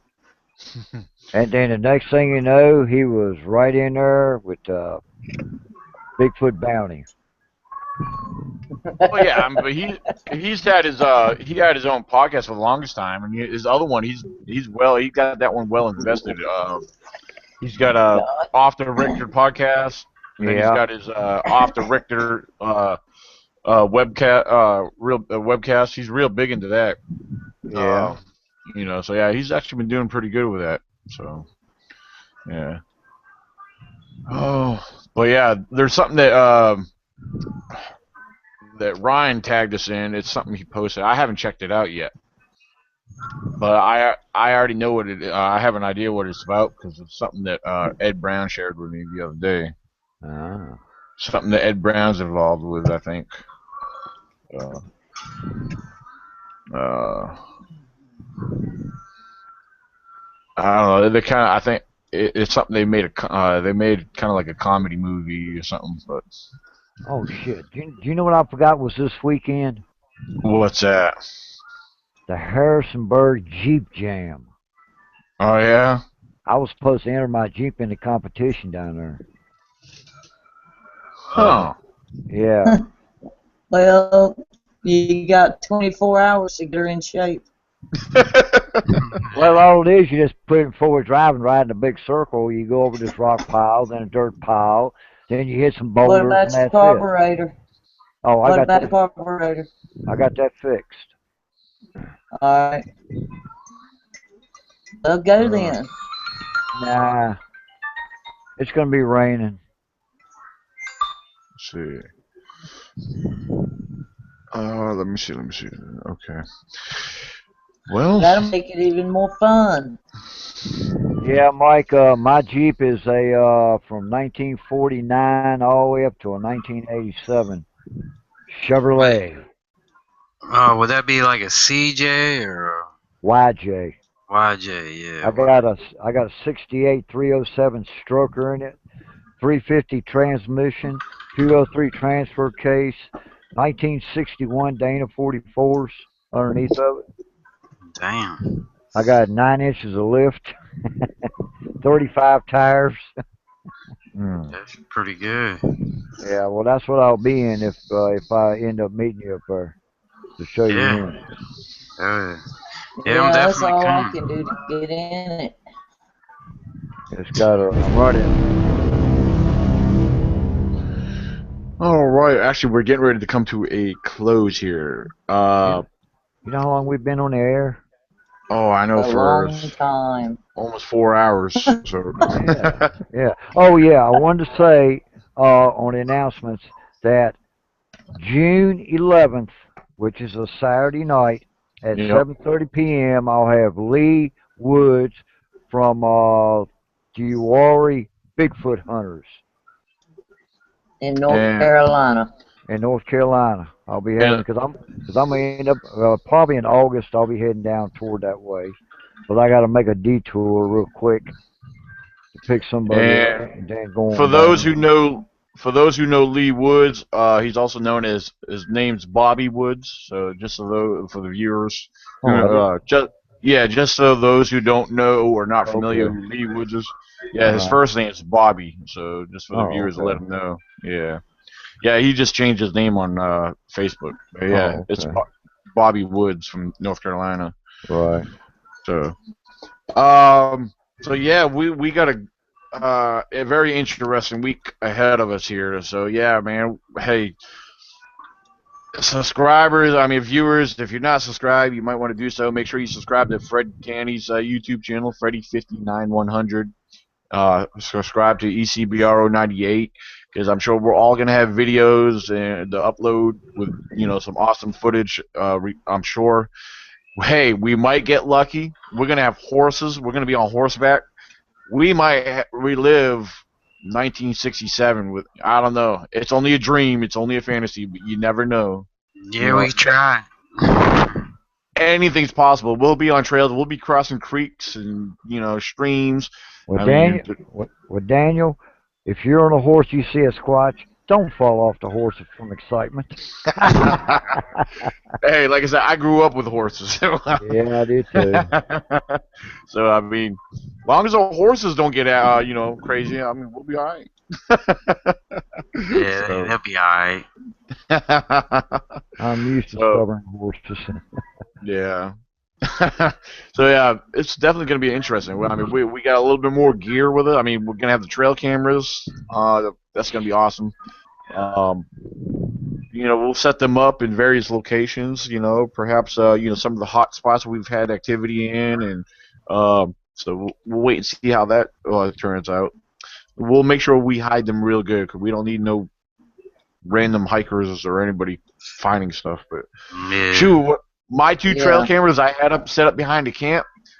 The one was very easy to find. I mean, I had to walk off to the side, and it was kind of overlooking a clearing. The other one that was more directly behind the camp, you walk behind the camp and go off to the side a little bit. I almost didn't find that one because it was my small one, and it was blended in so good. I said, man, I gotta stop hiding stuff so well. I mean, I don't mean to, but it's just the way it naturally blends in. And I walked around, I circled that location like 3 or 4 times until I finally like, oh, there it is. Because the whole area is swampy and marshy back there, And but yeah, I reviewed my trail cameras. I had a lot of deer pass through the camp behind camp. So, and then like I said, we had that tree knock right at camp too. So that was interesting. I'm really hoping for some awesome activity this week, and regardless, every time I've gone out, either on my own out there or with Fred in either location, I mean, we've always gotten activity, and we've always got some kind of story to tell. So I'm expecting something to happen. I really am. I have a good feeling about it. I always had a good feeling, especially when I've gone out with Fred. We've always had something. We hear stuff. Things happen. So I'm definitely feeling it. So hopefully everyone tunes in and will be on the lookout for our videos. Usually what I do, the way I do my videos, I take all the different clippings, I put them together as one whole thing, or I might have a couple different movies. I don't know how that will work out. Like I said, it all depends. So so yeah, everyone definitely stay subscribe if you haven't. Like I said, do so now, so that way when we upload the videos, you guys will get the notification. You'll be able to see our videos. And meanwhile, everyone, God bless and have a good night.